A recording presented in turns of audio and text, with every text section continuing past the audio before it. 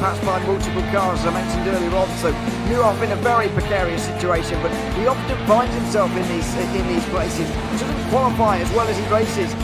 Up front, they are getting with Lee Aberdeen and Luca Varani, not very far apart at all here. But I just want to see how Alistair Haig deals with Marcello Kessler coming around the old hairpin.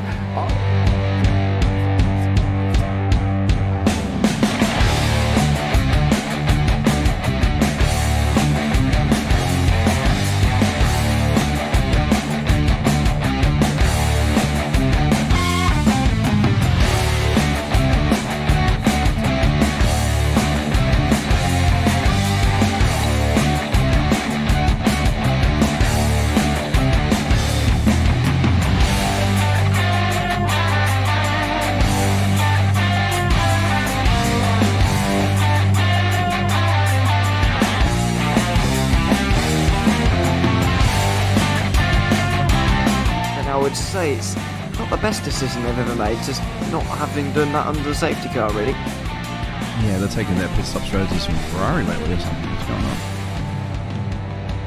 on? In turn one, just too much gas on them, too much feet on the out pedal, and unfortunately he's dropped all the way down the order. But Philip Hammer is out in front by an 8.91 seconds.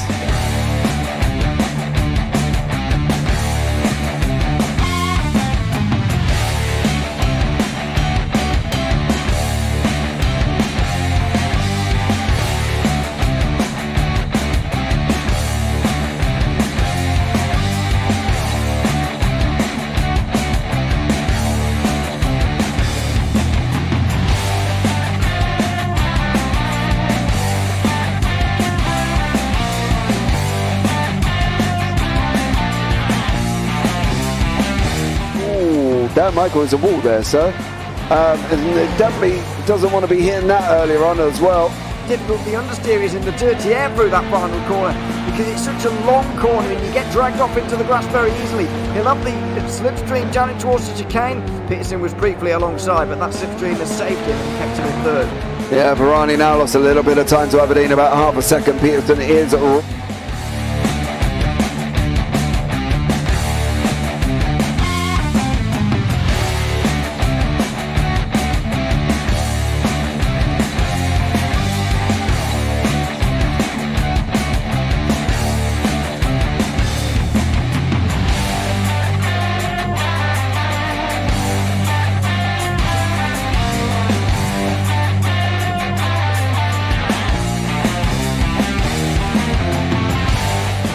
Pike's pushed Morton forward up ahead.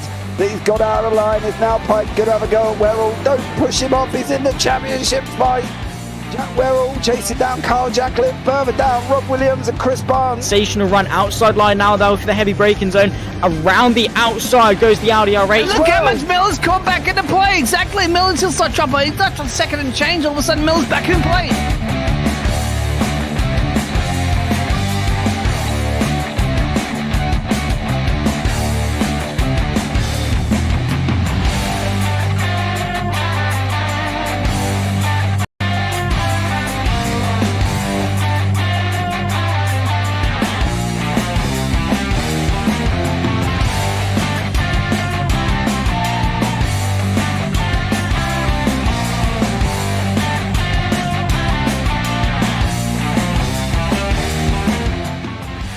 On to the back end of Phil Jocelyn. So there's been a lot of movers and shakers in this first 2 laps here for race. Absolutely serious racing league. Everybody's allowed to have fun. Yeah, it's all about the entertainment. So I hope everybody is enjoying themselves out there in the chat. We know that Ron is enjoying himself watching. And Burger King machine's off into the grass a little bit there. Is that really bunching up now?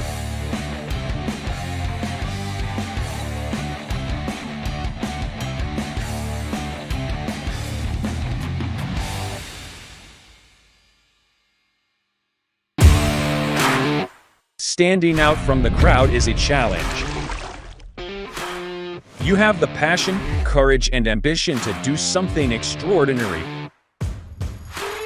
You have an awesome story to tell and a wonderful vision to share with the world.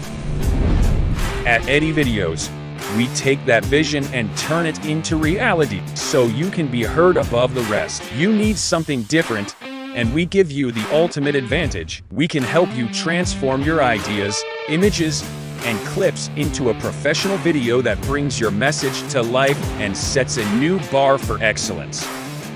Visuals, voiceovers, editing, animations, whatever you need, we've got it all. If you're a new business looking to make your mark or an experienced company searching for something new and amazing, we're here to help. Trust us to take your video to amazing levels of awesomeness.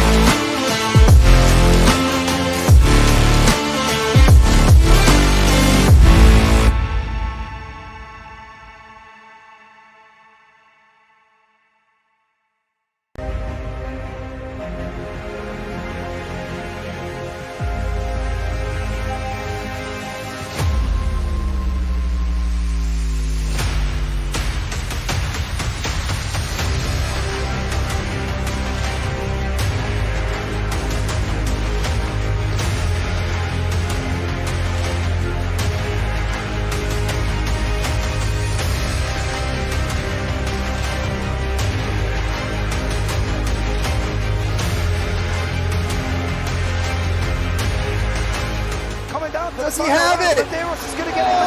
They're going to toss it. They haven't got it. He's on the outside line though, going into the fastest corner on the circuit. Surely this can't work. Dominic Ligner has got a sensational run outside line now though for the heavy braking zone. Around the outside goes the Audi R8. Look how much Miller's caught back into play. Exactly. Miller's still such trouble. He's not on second and change. All of a sudden, Miller's back in play. Can Barry do it? Big Barry's going to do it. Big Barry!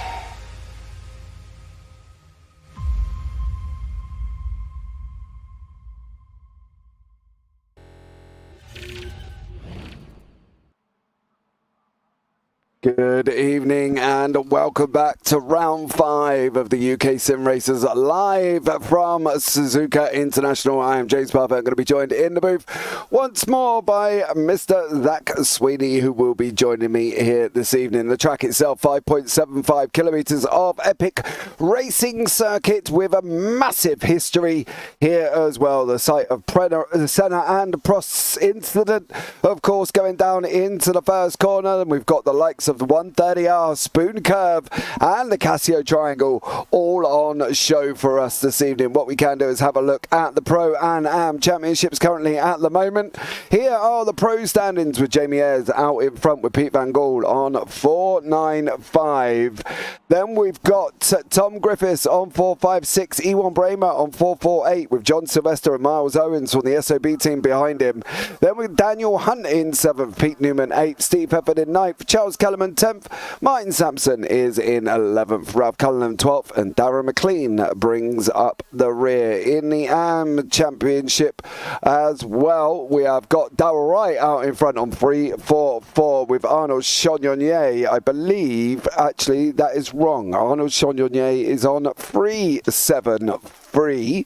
with Darrell Wright on 3.44, Andy Littler on 2.66, Jason Addington on 2.16, and then we've got the likes of Alan Toon, Dale Bennison, Roger Morton, Dan Lewis, Jordan Syret, Mick Barry, Steve Hansford, and Anthony Jacobson. In the team championships, we have got Team Momo out in front on 1,844, with SOB in second, 1,657.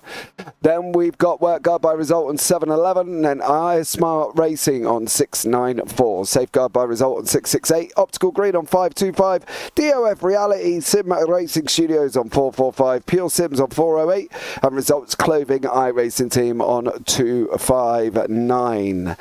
Now, This is the only championship really that matters, and this is the current state of the Commentators' Championship between myself and Mr. Zach Sweeney. I've got a surprise for Zach as well there, and you can see I am out in front on 1,312 points, and Zach Sweeney from Team Has No Simi nominations on 1,288 there as well. Do you like that, Zach?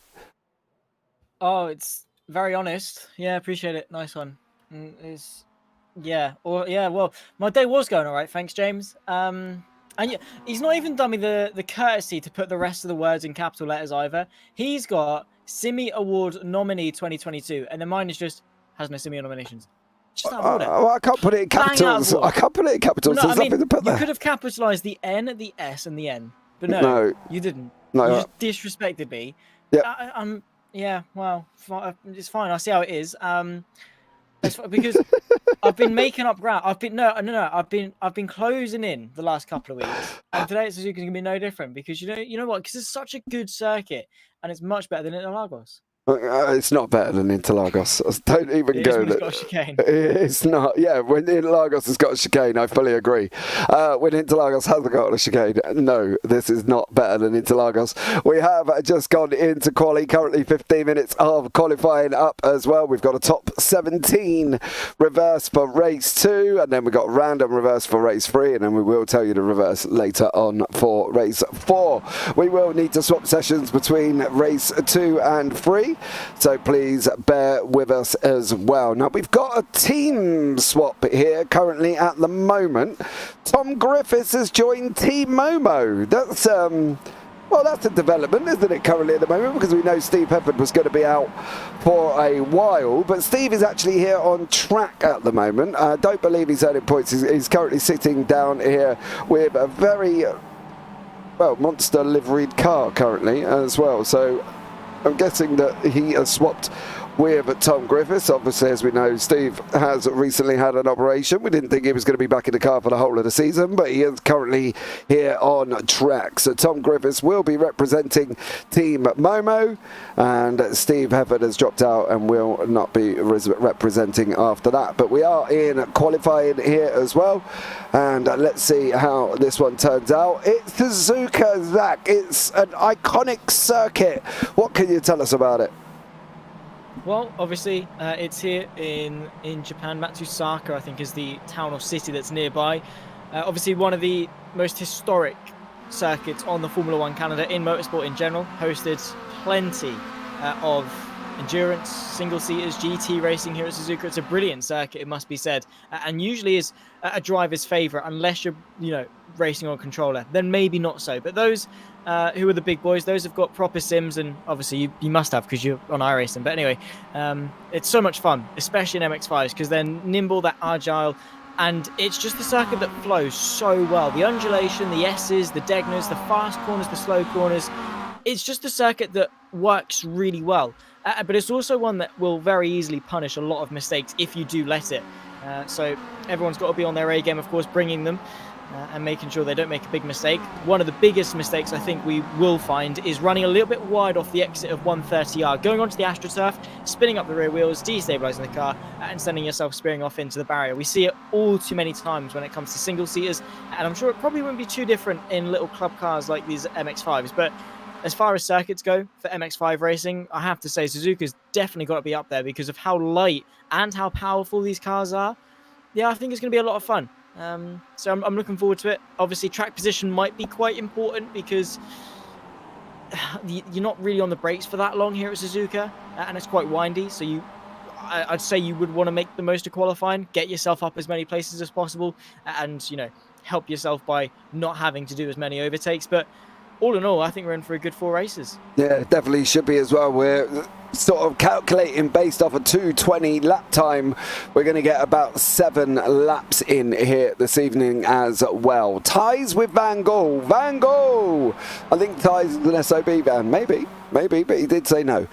Chris Needham, welcome in as well. Thank you so much for joining us. That's much appreciated from you. Don't forget, guys, if you are here for the first time, subscribe, turn on the bells, and don't forget to give the video a big old thumbs up, because later on we have got some epic racing going on with the BSC coming up a little bit later, as well as the triple bypass late models also coming up later on this morning as well. So the BFC goes off at 1:45 in the morning, and the triple bypass goes off about 2 a.m. So yeah, stay tuned for some great late models and NASCAR action later on this evening. It's going to be an absolutely classic evening of racing, as it always is here. Miles Owens did have some purples on the board, hasn't got them anymore currently here as well. So Ewan Bramer, John Sylvester, Miles Owens, all greens. Jamie Ayres with a purple in the front of in sector 1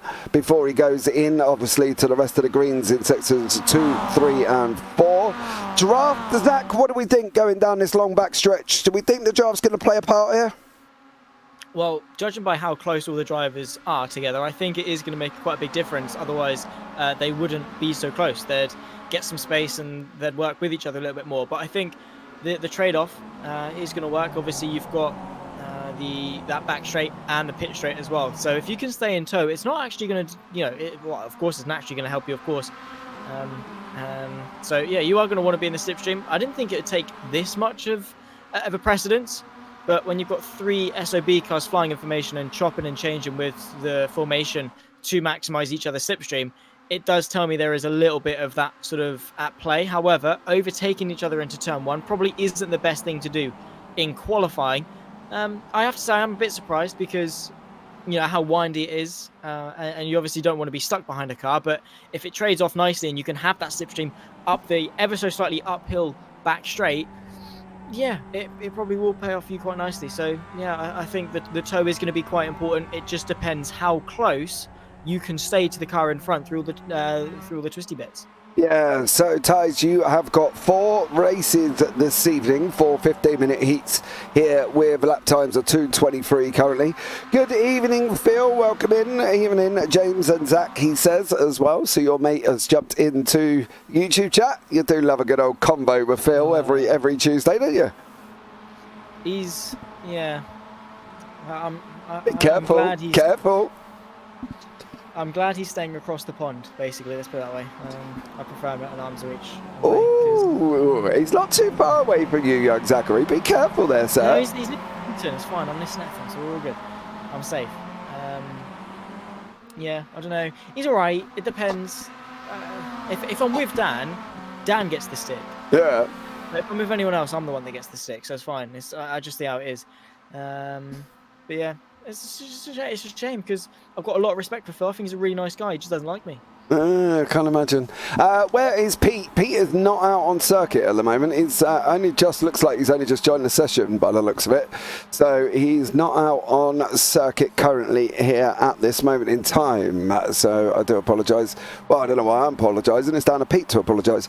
Right, we've got no Arnold Chagnon this week, and it's a big opportunity for this man here to make some headway into that 29-point deficit he's got at the moment over Chagnon. Chagnon is not here, of course.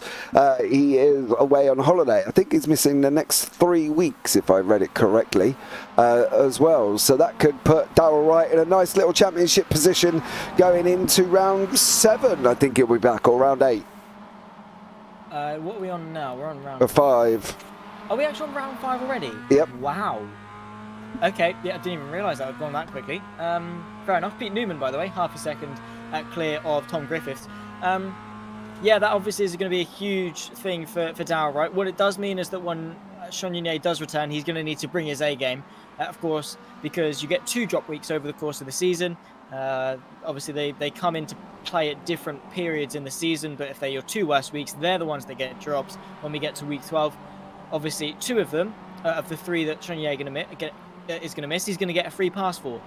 The 3rd, however, not so much. So he's going to have to do all of that heavy lifting the moment he gets back. He's going to have to close in that gap as much as possible.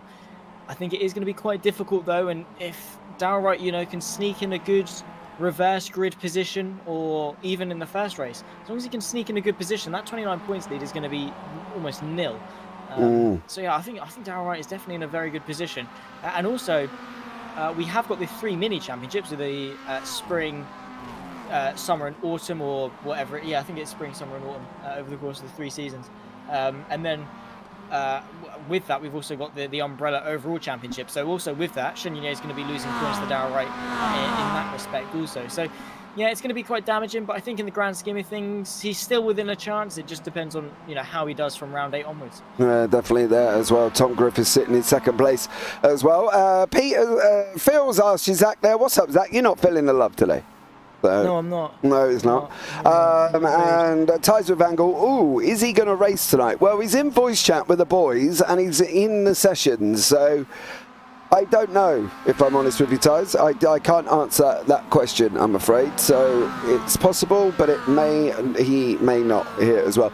You missed the Commentators' Championship earlier on, Phil, as well. It was a great moment for me, the fact that I'm still out in front in the Commentators' Championship here as well. So you did miss the Commentators' Championship, I'm afraid. There was some interesting... Dumping coal onto the fire at this point. You're not dumping coal, you're just pouring alcohol over it at this point. There was some interesting developments in the Team Championship, wasn't there, Zach?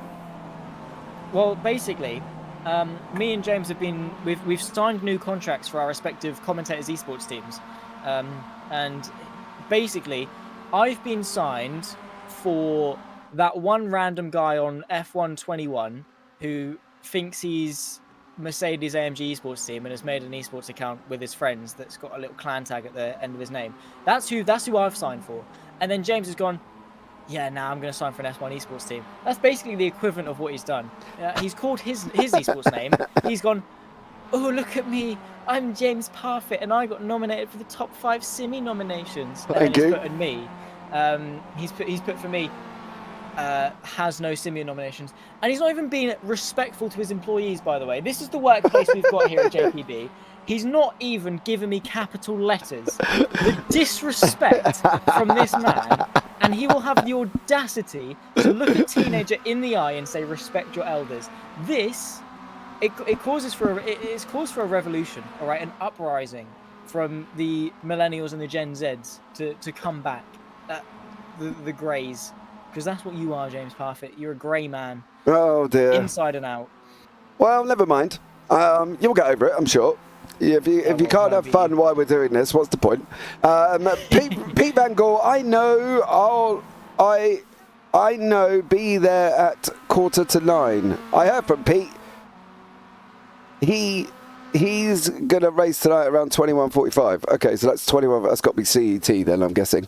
As well. So, so maybe we'll see Pete here later on then. 21:40 for 20:45. That's after race 2. Race 3. Yeah, he might turn up for race 3. So, there we go. But times have settled down on the board with Iwan Bramer still setting some greens here once more.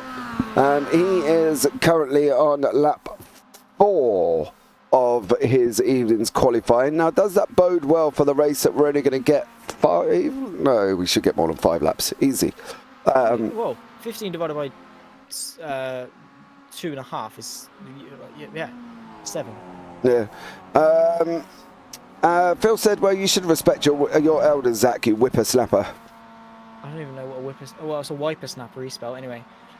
Well, same thing. I know what he's trying to say. I know what you're trying to say, Phil. It's fine. Iwan Bramer's going to go over the line here as well. He doesn't improve 2:24.572. Owens doesn't improve either as we're coming into the last 2:25 on the clock. This will be their last opportunity if they've not already gone over the line. I don't think Andy Littler is possibly going to get another lap in. He needs 2:26, which he's doing at the moment.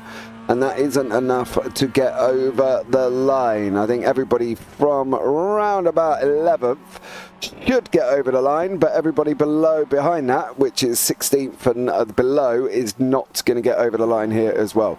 So there we go.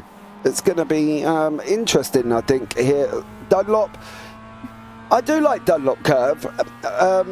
However, too wide doesn't always work there. I'm not going to lie. I've seen cars end up on the right-hand side. They hit that curb, they spin round, go into the wall on the left, which is quite interesting when you see that as well. So they've got to be careful here tonight on that kind of area as well, haven't they? Because some of the curbs here can throw the car out and unsettle the car, and then it's basically just game over.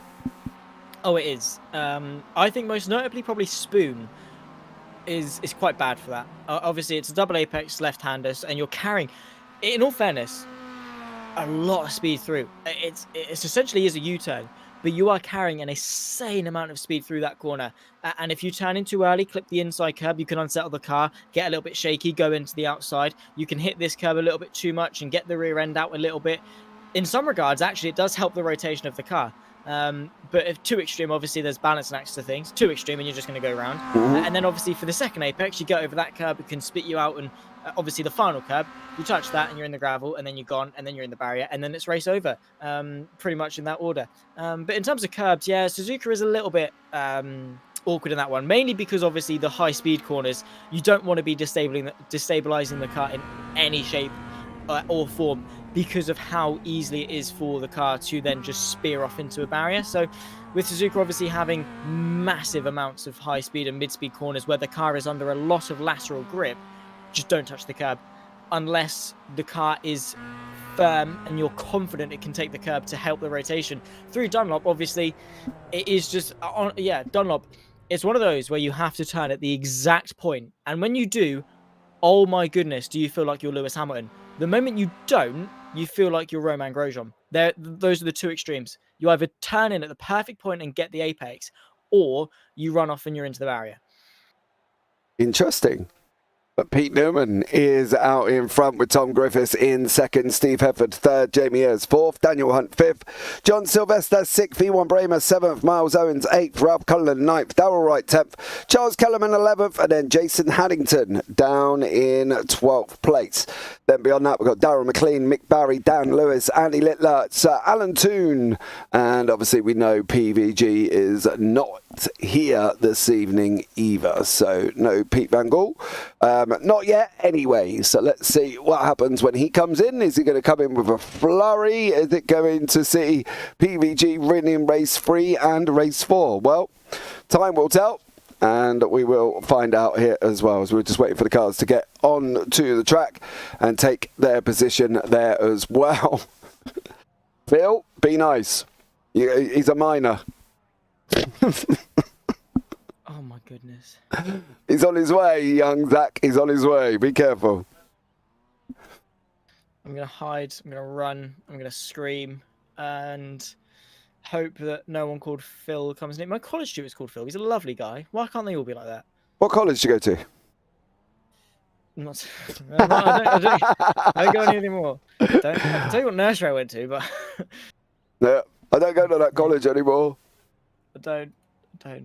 All right, Steve Hefford's on the grid. We're waiting for Pete Newman. Newman is there now. There he is in the 118 Pure Sims liveried car.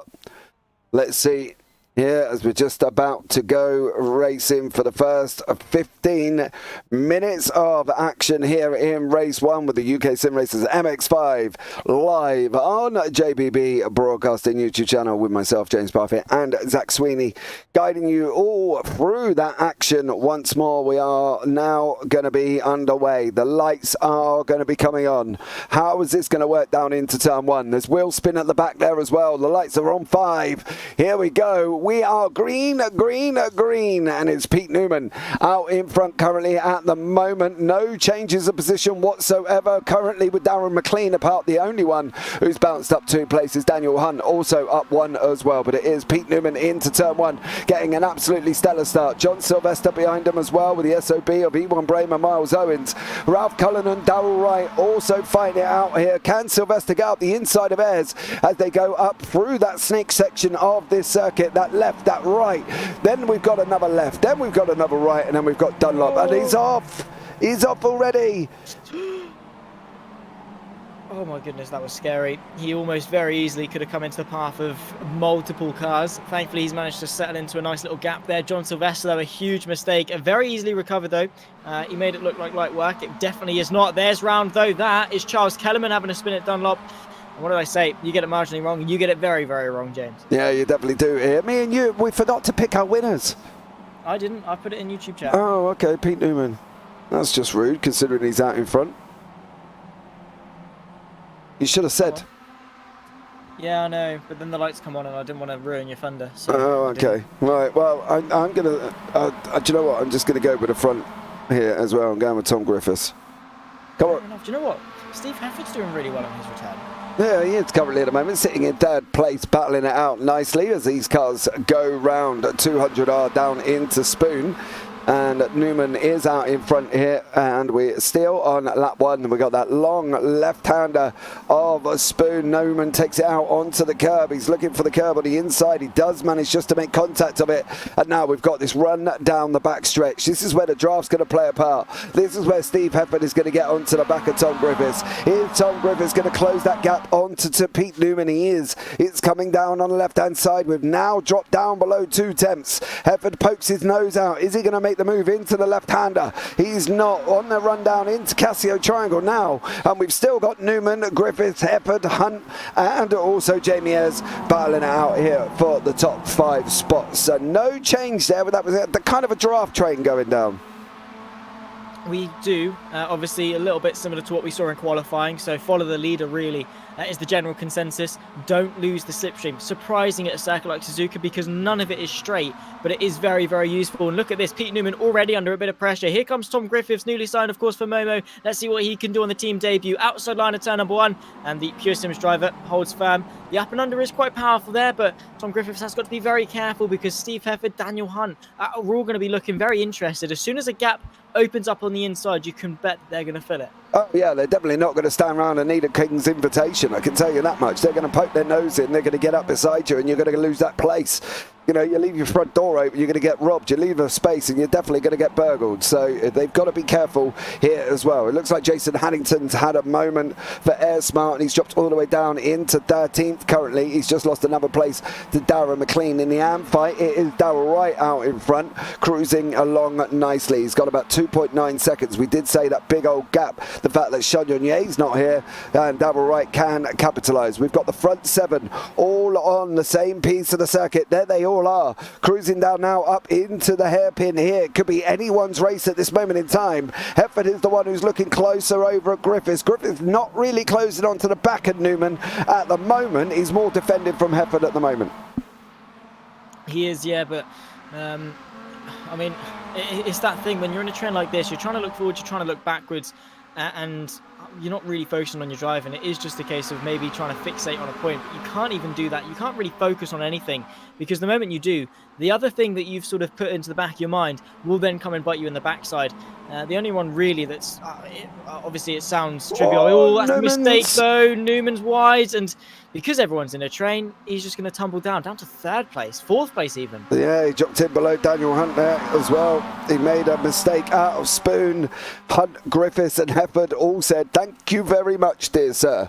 Jamie Ayres did not quite get through. Bramer Owens also didn't either. But Hunt is running side by side with Steve Hefford into the Casio Triangle. Hefford on the left, Hunt on the right. Is this going to work too wide into Casio? They're going to try it. They're going to have a go. Dan Hunt's not giving up the inside line. They've touched port doors a little bit. Now they've got the run down, and now Hefford into 1st place here to try and close some of that 7-10 gap that Griffiths has opened up since Newman made that mistake.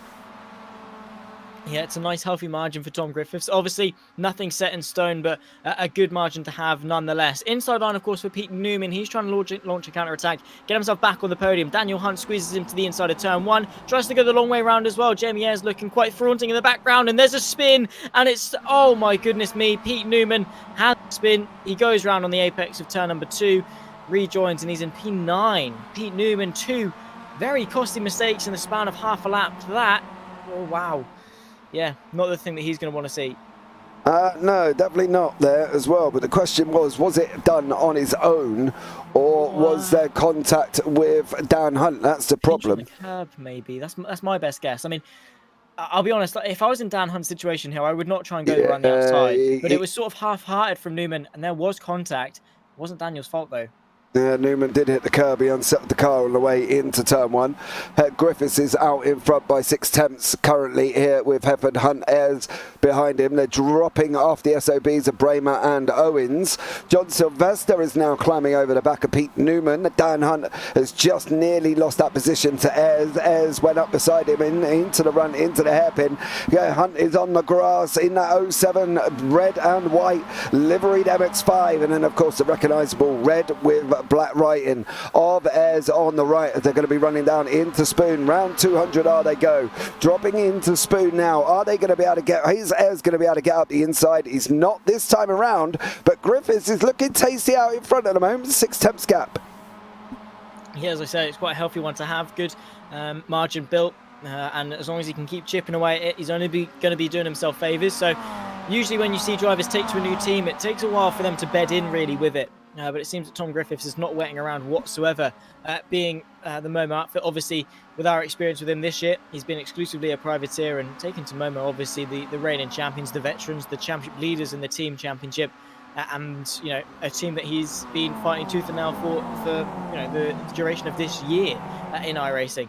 And, well, he's taken to them like he's just peas in a pod at this point. The chemistry with them is obviously working really nicely, and Griffiths is out in front, leading the way, of course, as gap continues to grow, but he's got to be very careful. Into the pit lane, though, comes Ewan Bramer. Is that surely not for track limits?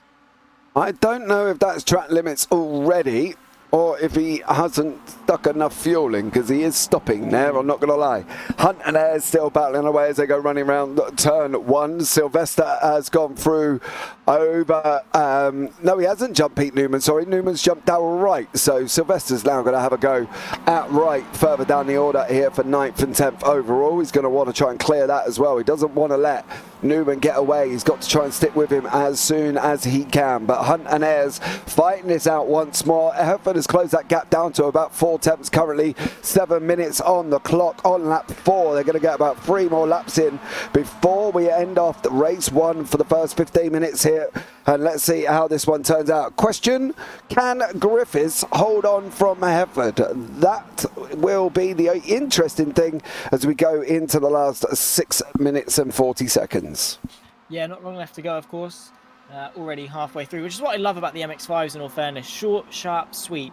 Get it over and done with. I love the sprint race format. It makes everything so intense, and obviously it means that when the race maybe does die down a little bit, you've not got long to wait for then a rejuvenation of pace and rejuvenation of action, which I love about sprint racing formats. But the better thing about the MX5s is there's no dull point in the race. It's action all the way through each and every single lap. And now Steve Hereford on his return. Was that operation to become a cyborg race car driver? Because he's come back in and he is absolutely flying out in front. It's insane pace showcase from him, and I have to be it must be said, I'm surprised that Steve Hereford doesn't have more race wins, even a championship, because his pace, from what we've seen from him this season, has just been staggeringly quick. And right now he's on course to take yet another victory. And yeah, I don't think I can really name much of a better return from him. And look at him, he's practically pushing Griffiths through at 130R and already on up a move. But he's got to be careful though, because Daniel Hunt and Jamie Ayres are both in the mix. Yeah, they definitely are. They were almost 3 wide going into the Casio there. That would have been interesting. That's Hunt has had a slow exit. That's allowed Ayres to come running up now. From Griffiths' point of view, he's got to go on that defensive. He's got to hug that wall. Don't leave a car's width gap, otherwise Steve Hereford will push you off it. He's coming in. They are literally nose to tail. There is 2 cars there. Same with Ayres and Hunt behind. They've pulled out here going down into turn 1. Is Hereford going to be able to sweep round the outside of Griffiths? Griffiths sticks it up on the inside. No job done. And it is Steve Hereford retakes the lead. He takes the lead here on lap 5 with 4.5 minutes remaining. Griffiths is struggling a little bit now. Is he going to be able to slip it into the hands of Dan Hunt? Well, let's face it, he was never really out the grips of Dan Hunt, to be honest, as these 3 were fighting out. Griffiths has gone wide. That's allowed Hunt to go up the inside in that snake section. That long left-hand around Dunlop we go. Looks like Dan Lewis is at a moment, and Dan Hunt run out over the curb. That's going to allow Jamie Ayres to slit up the inside into Dunlop. Here we go down into the Degners now. Are they going to take these 2 wide? They're going to have a go. Ayres slots back in behind. Nothing doing there. 2 wide into Degner. Well, that would have been interesting. The up and under quite nicely as well for Jamie Ayres there. Daniel Hunt runs a little bit wide out of Degner 2. Up now towards the hairpin. Bit of a kink, and obviously it's going to play the advantage to Daniel Hunt, who's going to have the inside line for the hairpin. Does play nicely to be on the inside. Quite cambered, and you can use that to rotate the car. But look at the launch that the Momo car is going to get. Drives back alongside Hunt, gets the advantage, and as they run their way through the very long right-hander of 200R, it is just going to play into the hands of the metallic red liveried Momo of the Welshman. Jamie Ayres up into 3rd place, and well, Daniel Hunt, he's got to work with theirs now. As much as he doesn't like it, he's got to suck it up, get back onto the back of the top 2 and continue that fight with Hefford and Griffiths. Yeah, it definitely has. They don't want to be fighting out if they can help it too much. They don't want to lose too much time here as well, because Miles Owens is waiting in the wings. Darren McLean has had a moment. He's jumped back into the pits. Let's have a quick look and see what he's been up to as he's going into the hairpin here. He's going to spin it up on the exit. Over the curb. Round he goes into the barrier. So unfortunately for Darren McLean, that is what happened to him. Sylvester's cleared right. He's trying to get past Cullinan. So has Newman already cleared Cullinan. So Sylvester on the right hand side here trying to go around the outside of Ralph Cullinan into Casio Triangle. He's going to make it work. They're going to not touch anything, which was great driving from the 2, and they are through. Hefford and Griffiths coming down the start finish line. One more lap after this one. They complete. Now Griffiths is going to try the run around the outside into turn 1. Hunt's going to try it as well. He's lost that move to Ayres. Here comes Griffiths. Is he going to make the inside stick going into the snake section here? He does get it done this time. What about Jamie Ayres? Is he going to be able to have a go at Steve Hefford all at the same time, or will Daniel Hunt get onto the back? It's turning into quite a nice 4-way. Hunt's on the grass. Is he going to be able to stop the car? He's not. He's going to lose that position to Miles Owens, and now it's just Griffiths, Hefford and Ayres fighting out for the win here with this one and one more remaining. Yep, penultimate lap of the race, and Griffiths, Hefford and Ayres, 3 phenomenal drivers and 3 who are going to bring the fight. Bit of a mistake obviously from Dan Hunt, a bit of a mistake. It was a bit of an understatement. It was quite a huge one. He's side by side and gets back ahead of Miles Owens going into the first of the 2 Degners. But yeah, a costly mistake at that, and well, it's been shown from 2 tyrants of the championship, of course, Pete Newman and Hunt. Oh my goodness me, Owens flirting with disaster off the exit of the second Degner. Nearly binned it. You've got to be careful of that exit there because of the speed you want to carry through Degner 2, but you've still got to respect the fact that it is essentially a 90-degree right-hander, and it will very easily spit you out if you let it. Yeah, definitely there as well. Miles Owens did survive once more, but here are the 3 up front. It's Griffith, it's Hefford, it's Ayres. How is this one going to go? Who do we think is going to predict and get the win here, Zach? Who do you think out of the 3? Well, I mean, I've already chosen Newman, so it's just, I mean, of the 3, I mean, Hefford, I want to see, well, I don't necessarily want to see Hefford win out of the 3. I don't care if, as long as you've got a good fight, but I think it would be interesting to see if Hefford wins, obviously, with how much of a journey he's taken, and now he's going for the lead once again. Pulls out to the left-hand side in the slipstream, also in behind, but retaking the race lead onto the final lap of the race. Steve Hefford, I have to say, I think he's looking on top form today, James. Yeah, it definitely is at the moment. Whether or not he's going to be able to complete all 4 races, that will be the thing for Steve, but Griffiths is not giving it up yet as well. He's dropped back to 4 tenths, but we've seen the draft just pull him in to the back end here as we go on to the final lap of the race. These MX5s now will be 7-lap race here, and Griffiths is going to go once more. Is he going to sweep round the outside? Ayres is following Griffiths along as well. Griffiths is going to try to cut back underneath Steve Hefford. He's going to try and get a run out of turn 1 and have a go at Hefford now. Here we go. Is he going to sit and wait though? Would you wait for the back stretch, or would you try and get him as soon as you can? Well, the thing is that obviously if you get some before the back stretch, Hefford's just going to do what he did last lap. He's going to sit in the slipstream, get back in front. Easy peasy lemon squeezy. If I was in Ayres' situation, get in front. Get him now, because then he's got the backstretch to get Hefford. So for Griffiths, I'd say back it up, wait, get the run off Spoon. Obviously, it is a risk doing that because you limit your opportunities. I mean, I'm a bit torn. Obviously, as a racing driver, you want to go for any opportunity that comes your way. Obviously, if Hefford makes a mistake, I'm not saying Griffiths should stay behind. Get in front. But don't throw everything away. Wait for that send. Wait for that low % chance move of paying off until you get to 130R, until you get to that back straight, because that's going to be your easiest window of opportunity to find a way through. But again, as I say, if I was Jamie Ayres, do it now. Have the back stretch in pocket so you might be able to take the win. However, Hefford looks very bulletproof, and as long as he has a good exit and defends the right places, I think he should, in theory, be okay. We're going to find out very, very shortly as these guys are running around 200R now, down into Spoon Curve here.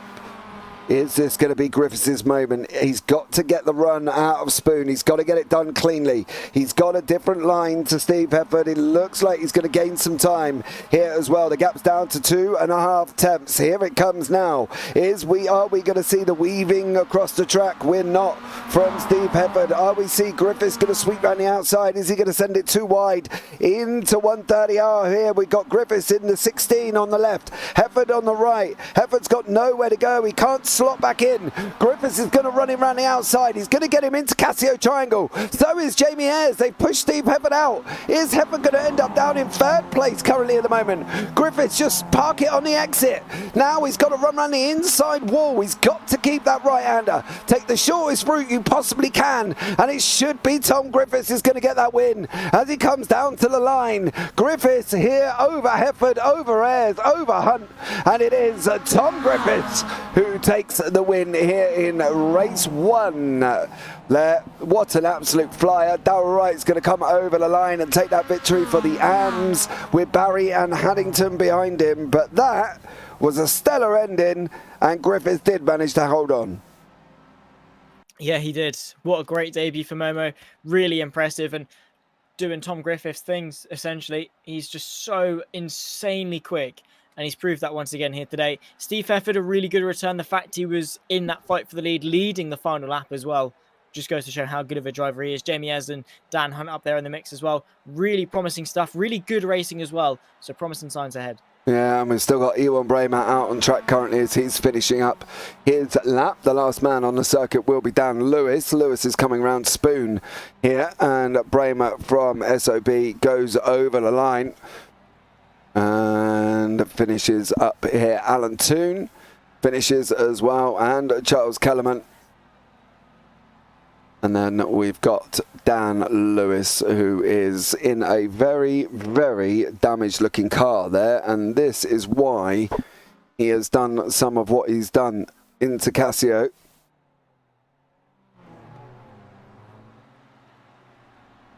Looks very harmless. What did he do? The front bumper falling off. Yeah, what did he do after that? Unless it's here. I'm guessing he goes wide. Or back ends out a little bit. Over the curb. And around he goes. That's where it is. Yeah. And then it just snags. Doink. And then it falls off magically. And now he's got a really cool engine. He definitely has. So there we go. Right, here are the results from race 1. And it is Tom Griffiths takes the points with Steve Hefford in 2nd, Jamie Ayres 3rd, Dan Hunt 4th, Miles Owens 5th, Pete Newman in 6th, John Sylvester 7th, Ralph Cullen 8th, Darrell Wright 9th, Mick Barry 10th, Jason Haddington 11th, Andy Littler 12th, Ewan Bramer 13th, Sir Alan Toon 14th, Charles Kellerman 15th, Dan Lewis 16th, Darren McLean 17th, and as we know, we got no Pete Van Gaal. Right, Zach, race 2, top 17 reverse. Oh, okay. Ooh. See, I mean, I can't, obviously I can't say Pete Newman again. I would be tempted to say Steve Hefford. Because of the raceability of a circle like this, I think we could see them ascend quite nicely to the top. But that is obviously dependent on quite a large amount of luck and being in the right place at the right time to capitalize on that. I mean, any one of the three, all of the three, could catapult their way through the field on the opening lap. So part of me wants to say Hefford, but the other part of me wants to save it for when he's starting more towards the front because of the pace that he's got. Do you know what I mean? John Sylvester, without that mistake, could have been on the pace a little bit. Yeah, I'll go with John Sylvester, I think. Okay, John Sylvester it is. And I am going to go for Pete Newman in race 2. So there we go. Little 5-minute warm-up here before we go into the next race. So there you go. Let's see how we get on and see how this all goes here for race 2. So there we go. Good job, everyone. Good job. That was quite an interesting race 1, to be fair. It was. Obviously, with how everyone, kept quite nice and close with the slipstream and things, it was quite refreshing to see that sort of battle dynamic, quite similar to what we saw at Interlagos, to be fair. But yeah, I think it's promising signs. Obviously, Suzuka a little bit limited in the overtaking opportunities because of the tight and twisty nature of it. But I mean, the good thing is that you can stay close. So while it is, yes, follow the leader, but that leader can change quite easily, which is what I like to see. So yeah, these guys are going to have to be on their top form. Those that benefit from the reverse grid are going to have to defend like crazy, or hope that those behind defend like crazy so they can run away with things out in front. But I think it can go anyway. And you just got to be 100% focused from start to finish. You cannot let silly mistakes be the be all and end all that race. John Sylvester made that mistake. Dan Hunt made that mistake. Pete Newman made that mistake. And for those at home that are familiar with this championship, they're three names that you would expect to be on the top step. They're the three names you would expect to be 1, 2, and 3. They are three very, very strong drivers, and even they have made mistakes, which I think is a wake-up call to everyone to not at all feel safe around a circuit like Suzuka. Definitely. If people do make mistakes, it is a very unprecedented error. So they have obviously got to take that into consideration. You know, Newman's going down into turn 1 as well. Contact with Hunt, can't necessarily say that was all his fault. Kellerman had a moment on lap 1 in Dunlop as well. Sylvester. So, you know, they're fast guys making mistakes, and I think that's one of the things here as well. This track, you can make mistakes and not necessarily by, I want to say, your own fault, but generally they are. If you go over to the curb in Degner 1 or 2, you're going to go round. We've seen it. So, you know, they've got to be a little bit sensible and a little bit careful here. I think the name of the game in this championship is basically to try and get points on the board for each one of the 4 races. What you don't want is a DNF at some point that will cost you for that evening's of points, do you? You kind of got to try and get points in all 4 of the races here this evening. That would help. Obviously, getting 4 or 5 places is a lot better than coming first, last, third, and last again. It's all about that steady, consistent rate of point scoring that helps. So, yeah, I mean, it depends what your goals are. If you want to win a championship, aim for a top 5, aim for a podium each race. Obviously, yes, go for the win, but don't throw everything away. If you're one of those drivers, maybe not to name call anything or say that these are their aspirations, but maybe a Mick Barry or a Alan Toon or someone like that, and you know realistically maybe over the course of the season you're not going to get a championship, throw a race away, start on pole for a reverse grid race and try and go for a win, because to you that is a huge result, and to everyone that's a huge result, and it would mean a lot to them. And they wouldn't be as fussed about losing points in the championship because they're not necessarily fighting for the championship. They're more fighting for a podium or a win. So I think it does depend, obviously, what your goals are. But if your name is Jamie Ayres, is Dan Hunt, John Sylvester, Pete Newman, etc., absolutely maximise your overall points all. But we'll wait and see. We've got 50 more minutes. There we have. Darren McLean is in pole. Dan Lewis second. Charles Kellerman third. Alan Toon fourth. Ewan Bramer fifth. Andy Littler sixth. Jason Haddington seventh. Mick Barry eighth. Darrell Wright in ninth. Ralph Cullinan, John Sylvester, Pete Newman are your 10, 11, 12. There you got Owens, Hunt, Ayres, Hefford and Griffiths. I believe, and Pete Van Gaal. I believe PVG is actually here now. If I'm not mistaken. So I think PVG is out on track. He is. But it's going to be Darren McLean in front first. Do you know what? Ewan Bramer wouldn't have been a bad shout for race 2. But the lights are going to be coming on once more here as we're going to see these guys go rushing down into turn 1 for the next 15 minutes. And it is Darren McLean out in front. Charles Kellerman, Dan Lewis, Alan Toon has just been swamped here and has been swallowed up like a bar of the Whisper bar. He's all the way down the back end of the field as well. Dan Hunt has also been in the mid-pack battling it out. Pete Newman has just jumped. John Sylvester, he's trying to get onto the back now. Darrell Wright and Ralph Cullinan. Mick Barry's in the pack. Darren McLean as well is out in front here, and Darren McLean got away. He got an absolute flyer off that line and made some great progress already as he's opened up about 3 tenths at the moment over Charles Kellerman. He has indeed. Nice little gap, obviously, for the Scotsman. It's nice to have that breath of fresh air, and he's going to be hoping that Ewan Bramer puts a bit of pressure on to the likes of Charles Kellerman, because then it would allow him to get away. But as we run our way through Dunlop, you can see that the Englishman of Charles Kellerman is under a bit of pressure, but no moves really can be made into the Degners. However, Daniel Hunt throws that out the window. I think he went for a bit of a move. Ralph Cullinan as well, moving his way up through the field. Dan Hunt is flying. and well, he's up 5 places in the initial moments already. Same to Pete Newman up 5 also. So really strong races up until now. John Sylvester, though, is lacking a little bit side by side for the leads. However, Darren McLean down to 3rd. Yeah, Ewan Bramer jumped in, Darren McLean, Charles Kellerman. They tried to take it 3 wide, I think, into the hairpin. Mick Barry's made a mistake. Well, I'm not quite sure how he ended up there, but he did end up there. Ewan Bramer's now back under attack from Darren McLean again here, with Pete Newman sitting currently in 5th place. Like the tiger that he is here, he is going to be pouncing very soon and making up places. Darren McLean goes off on the second part of Spoon. So does Jason Haddington. That's going to allow Charles Kellerman through. Currently here in 2nd place. Pete Newman's just about to get Dan Lewis. He's making the most of the draft in front with Darren McLean. Charles Kellerman has been jumped by McLean as well, as they're on their run down that back stretch now, coming into 130R.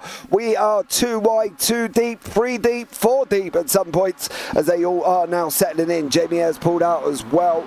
Looked like he was trying to make a move. How is Newman here? Is he going to jump Kellerman into the Casio? Is not. Is Daniel Hunt going to try and go around the outside of Ralph Cullen? He is. Is he going to hold the inside? They're going to be banging doors on the exit there as well. Cullen on the left in the 32. Hunt on the right. Well, he's left now as they go running down into that long start finish straight and down into turn 1 once more. Ewan Bramer weaves it over the track there to break the draft from Darren McLean. McLean says, no, thank you, Zach. I am not going to follow you. He's not. And look at that. Here's Cullinan looking to the inside. Dan Hunt also trying to make up some moves. Pete Newman to the inside of turn 1. That's worked a little bit better off for him. Up onto the podium already.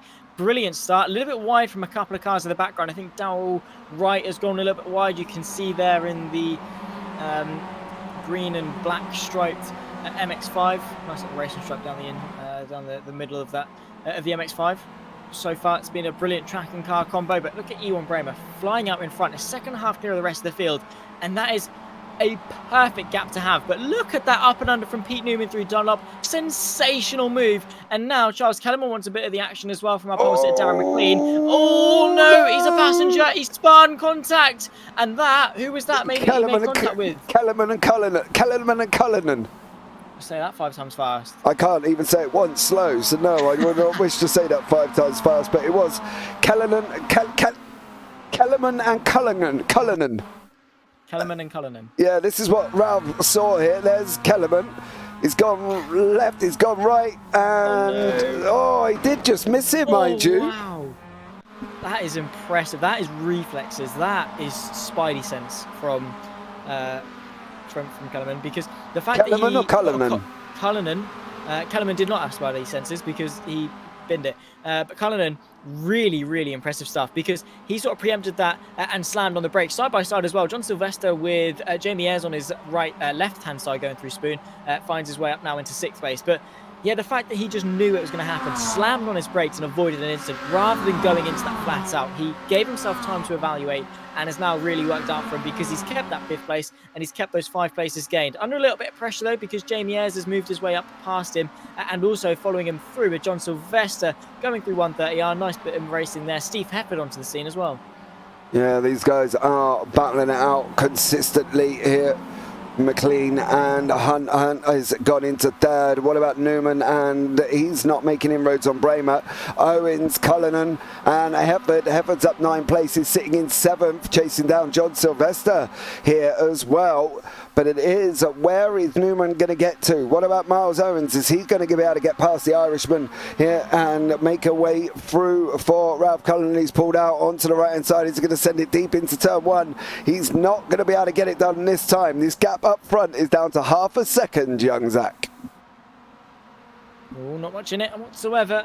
And it's looking really promising for Newman, who, honestly, if he had this in race 1, I wouldn't have been worrying. But he's shown it in race 2, and is honestly, respect to him. He's such a fast driver. 5.8 KI rating, by the way, which is firmly above average, and a lot better than me. Let's put it that way. Obviously, that doesn't take much, but it just puts into perspective how quick of a driver he is. And his best lap time, that last lap time, 0.9 of a second quicker than Ewan Bramer, already sniffing up his backside. And Pete Newman, I don't know, this early on in the race, I have to say, it's a matter of when. It's not even a matter of if. It's a matter of when he gets past Bramer. Yeah, these two Rottweilers are on the track. You having fun there? Is it because I said he's sniffing his backside? Yes. Grow up, James Parfitt. I couldn't help it. Stop it, will you? You're the one who said it, not me. God blimey. What were you I for? said it with a straight face. You laughed at it. I just imagine these two as puppies running around in a circle. Never mind. Anyway, onwards and upwards. Jamie Ayres is trying to get past Darren McLean. He has just gone up the inside of McLean as well. Owens and Sylvester still trying to have a go at Cullinan.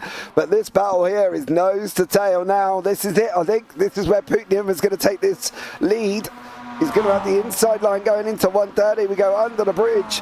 Newman on the left, Bramer on the right. They are going to swap sides. There you go. By magic, Newman's going to push through on 130. Bramer's going to have no answer. Thank you very much. I'll take that lead. I'm going to push on and take the victory. And it will be 2 wins out of 2 for Mr. James Parfitt. Yeah. Yeah, well, it will be. Yeah. Can you say, oh, maybe not. Look at that. Bit of a shake from Newman. And here comes Ewan Bramer now back to the left-hand side. I sounded so defeated. And then Pete Newman had a bit of a twitch coming out of the final corner and now ends himself up in a drag race with Ewan Bramer. The Flying Dutchman flies himself to the right-hand side of your screen. The left-hand side of the circuit, it will be the long way around of turn 1. The Pure Sims driver chucks the car to the inside, brakes quite late. Outside line for Ewan Bramer. Be careful of that AstroTurf. But no, Pete Newman retains the race lead. Nice bit of racing, it must be said, but yeah, how long we got left? Half the race left to go. What can Newman do from here? Yeah, Cullinan is battling side by side with Owens at the moment. They've just gone round turn 1 side by side. They're going into the first part of the snake. They are literally rubbing doors currently at the moment. Is he going to be able to hang on? No, Cullinan does lose that position to Owens, and Owens makes that move through the snake and off up into the anti-banked curve, which is this one, before we go into the left-hander of Dunlop. And now, unfortunately for Cullinan, he has got Sylvester battling away behind that. We've got Griffiths and Van Gaal. Van Gaal is on track, but it looks like Sylvester's going to have that run on the inside over Ralph Cullinan. He doesn't want to be going too wide into Degner if he can help it. He does. He drifts a little bit wide over the curves. He goes. He manages to hold the car, but that could have been really dangerous, and that's kind of why you don't go too wide over the Degners, isn't it, really? Because you do end up, that inside car's just got to open up that steering. See you later. Job's a good one. Yeah, really, really can happen. Very easily as well, if you're not careful. And sometimes you are just a passenger in iRacing. If you make a mistake, sometimes it's better just to let Jesus take the wheel. Let go and just let it happen rather than trying to fight it. Here's John Sylvester, though, picking his way through. Now looking to find his way past the Irishman of Ralph Cullinan, who came into contact with Charles Kellerman earlier on through Spoon, and the up and under maybe from John Sylvester. No way through for now. He's looking very daunting, and maybe look at that. He's taken a wide line, taking the second apex a little bit later, put his foot down and finds himself alongside. Yeah, Cullinan's going to pick up a bit of drive from McLean. He goes and wants to try and hug that if he can. He hasn't. McLean's gone to the left. That's going to allow Sylvester to pick it up now. Now McLean swapped the other side. It's back into the hands of Cullinan once more as they're going around 130R. Sylvester makes that move through, and unfortunately for Cullinan, he is going backwards here rather than going forward. He's just about to lose another place from Sylvester as well. Sylvester's going to send it out the inside. Is he going to be able to get through? He's not. Newman's gap out front, 1.4 seconds here. But this is where the action is with Miles Owens, Darren McLean, Sylvester, Cullinan, Griffiths, Van Gaal. And then on the back end of that is the air smart of Jason Harrington, who is leading the AMs currently at the moment. He is. He's doing a really good job. Nicely done. And of course, good to see. Him succeeding. Down right, though, is definitely going to want to get into the mix with the deficit that he's got to Arnaud Chagnon, and over the next few weeks is now his opportunity to close that gap to Chagnon. Inside line, the Momo driver of Tom Griffiths, who's up 8 places since the start of this race, is trying to carve his way through a couple more, but no way through for now. I do love the red and the blue that Griffiths has gone with. It's a nice blend between his the new and the old. Obviously, his old livery being the blue Privateer MX5, and he's combined that now in the roll cage of the red. I don't usually like blue with red, but he's made it work quite nicely. He's got the up and under, though, and he goes side by side with Cullinan in towards Degner 1. Of course, this is where Cullinan had a bit of an instant earlier on, and it sparks chaos once again. Griffiths with a drift. We're in Japan. He's managed to hold it. I'm going to guess, though, he's probably got a hefty slowdown for it. Oh man, that was contact there as well, but if you're going to run too wide into the Degners, that is what you've got to expect here. And unfortunately for Griffiths, he did try and run too wide. Cullinan said no, gave him a little bit of a hip check, and Griffiths manages to hold on. It was a slide and a half there as well. We have got Charles Kellerman in YouTube chat, so Kellerman clearly is out of the race here, and this is what happened with Darren McLean. Oh, that was where he did it earlier on, wasn't it? He just missed Ralph Cullinan. No, Cullinan did give him a little bit of a nudge, and Kellerman does go off. So there was a little bit of contact from Cullinan over Kellerman. And I have to say that rather with a controlled tongue at that point as well. So let's see how this goes on now as we're coming into the last 3 minutes and 15 seconds. Yep. Well, we've got 2 more laps, I reckon. Yeah, they'll finish some time, get one more, and then get one more beyond that as well. So, nicely done.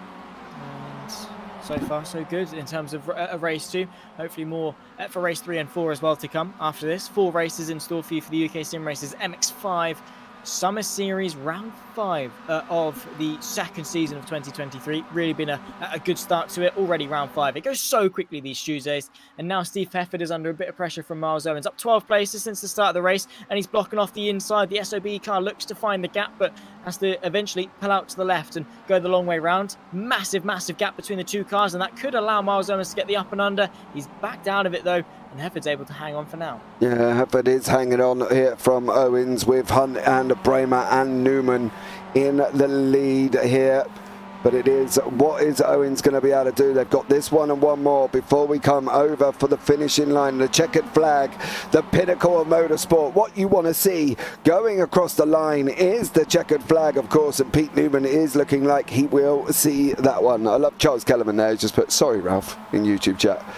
As well. You did look like you were in an accident for about 60 meters there as well, because you went off here and then you just started going backwards and forwards across the grass and then ended up in the right hand side barrier. So bit of a shame, but there you go. It's good to have you in YouTube chat, and thank you so much. As Hefford runs wide, and Miles Owens cannot capitalise on that due to the fact that he got an awful run out of Degner 2 as well.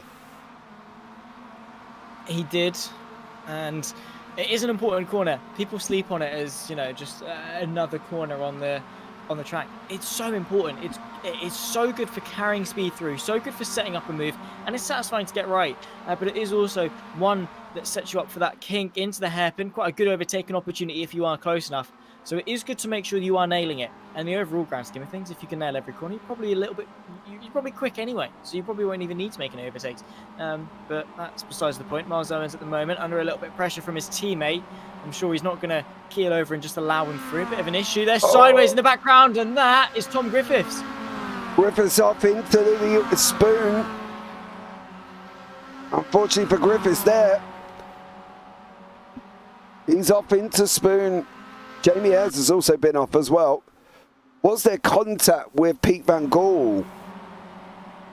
Yes. Oh, PVG, you're not going to be very popular. PVG helping round his teammate. And as we know... The new guy as well, that's a bit harsh. Yeah, well, he clearly didn't want to be outshone, did he? You know what I mean? Did the... No, did the Dutchman turn around and said, no, sorry. Just give him a little bump. And around he goes, unfortunately for Tom Griffiths. Owens and Hefford still having this fight out as we're on the final lap of the race here. Owens looks like he's got a little bit of a run out of turn 1 up through Snake. Is he going to be able to stay with him and go up the inside into the Degners, or will he try it through this twisty section? He's going to be a brave boy if he does. Newman's gap is down to a second here from Bramer as well. So it's not completely wrapped up for Newman here, Zach, but it's looking likely. Yes, he's looking very strong. With each lap that goes by, obviously, is one less opportunity when Bramer can reclose the gap. I have to say, realistically, it's going to take a mistake from Newman to see Bramer back through, side by side as well in the background. That's Cullinan and PVG going side by side for what is 7th place. Ralph Cullinan is the one to reign supreme as he's able to stay ahead of the Flying Dutchman. But yeah, I think it is going to take a bit of a mistake from Pete Newman to see him lose the lead. And side by side once again, this is Steve Hefford on the inside of Miles Owens, who goes the long way round. We see the monster delivery MX5, that's Hefford, just take the track away, which is important because that outside line gives you so much momentum. I think Miles Owens might be able to get a good run maybe into Spoon. Yeah, looking like he's going to be tucking up here as well. Hefford's going to take that inside line. If he's going to force Owens to do it, Owens has got to run around the outside. Me personally, I'd wait till I got in the back stretch and go for the run down the back stretch here and see if you can take this position away. And it is looking likely that he might be able to. Hefford did get a little bit of a slide coming out of Spoon. Owens is not slotting in. Why is Owens not slotted in? I think it's because he's being pushed along currently at the moment by John Sylvester. These guys working together. They're drafting currently in a moment Steve Hefford. Both of them are going to make it through. Excellent work from the SOB boys, and both make it round there as well past Steve Hefford. Hefford loses 2 places on that back stretch. He's going to try and run around the outside. I think Newman is going to come and take this victory. It is going to be to Pete Newman. It is going to be Bramer. What happened here was Sylvester and Hefford. It was Sylvester. It's going to be Sylvester, and Sylvester takes the 5th place over Steve Hefford here, and there's nothing Hefford could do about the boys from SOB there, Zach. He literally just lost 2 places on that back stretch all on his own. Easily done, so easily done. And of course, it's just down to the strength of the slipstream in these MX5s, particularly here at Suzuka, which I have to say is surprising for me because I didn't expect it to be this strong, but it is proven to be that way. And I mean, if you get that bad run, if you get a poor bit of momentum, you could very easily lose 1, 2, 3, 4, 5, however many cars there are behind you. Essentially, you can lose all them places if you're not careful. So. Yeah, still a lot to prove, but a good race nonetheless, I think. Pete Newman in the end only separated by half a second back from Ewan Bramer, but apart from that, I think he was on fire. Up, 11 places in the end, all the way to the top. He has just been absolutely flying out in front and, well, on the up maybe for 3 and 4. Yeah, we will find out what the reverse is in race 3 as we're waiting for Andy Littler and Sir Alan Toon to finish off here. And there they go. Littler goes over the line. Tooney's going to come over the line as well. Both boys from the Work Guard by Result team. And Alan Toon finishes it off there. Comes over the line. Job done. Right, here are the results from race 2. And it is Pete Newman out in front with Ewan Bramer in 2nd, Dan Hunt 3rd, Miles Owens 4th, John Sylvester 5th, Steve Hefford 6th in the end, Ralph Cullinan 7th, Pete Van Gaal in 8th. Darrell Wright wins the AMS with Jason Haddington in 2nd. Darren McLean is there in 11th with Jamie Ayres 12th. Tom Griffiths down in 13th in the end. Dan Lewis in 14th, Andy Littler 15th, Sir Alan Toon 16th, and Kellerman and Mick Barry did not complete the race 6 laps down. Right, guys, myself and Zach are off to change over sessions. We're going to be jumping on to a short break very, very shortly. So as always, guys, make sure you stay with us here because we will be back in a brief few minutes. See you soon.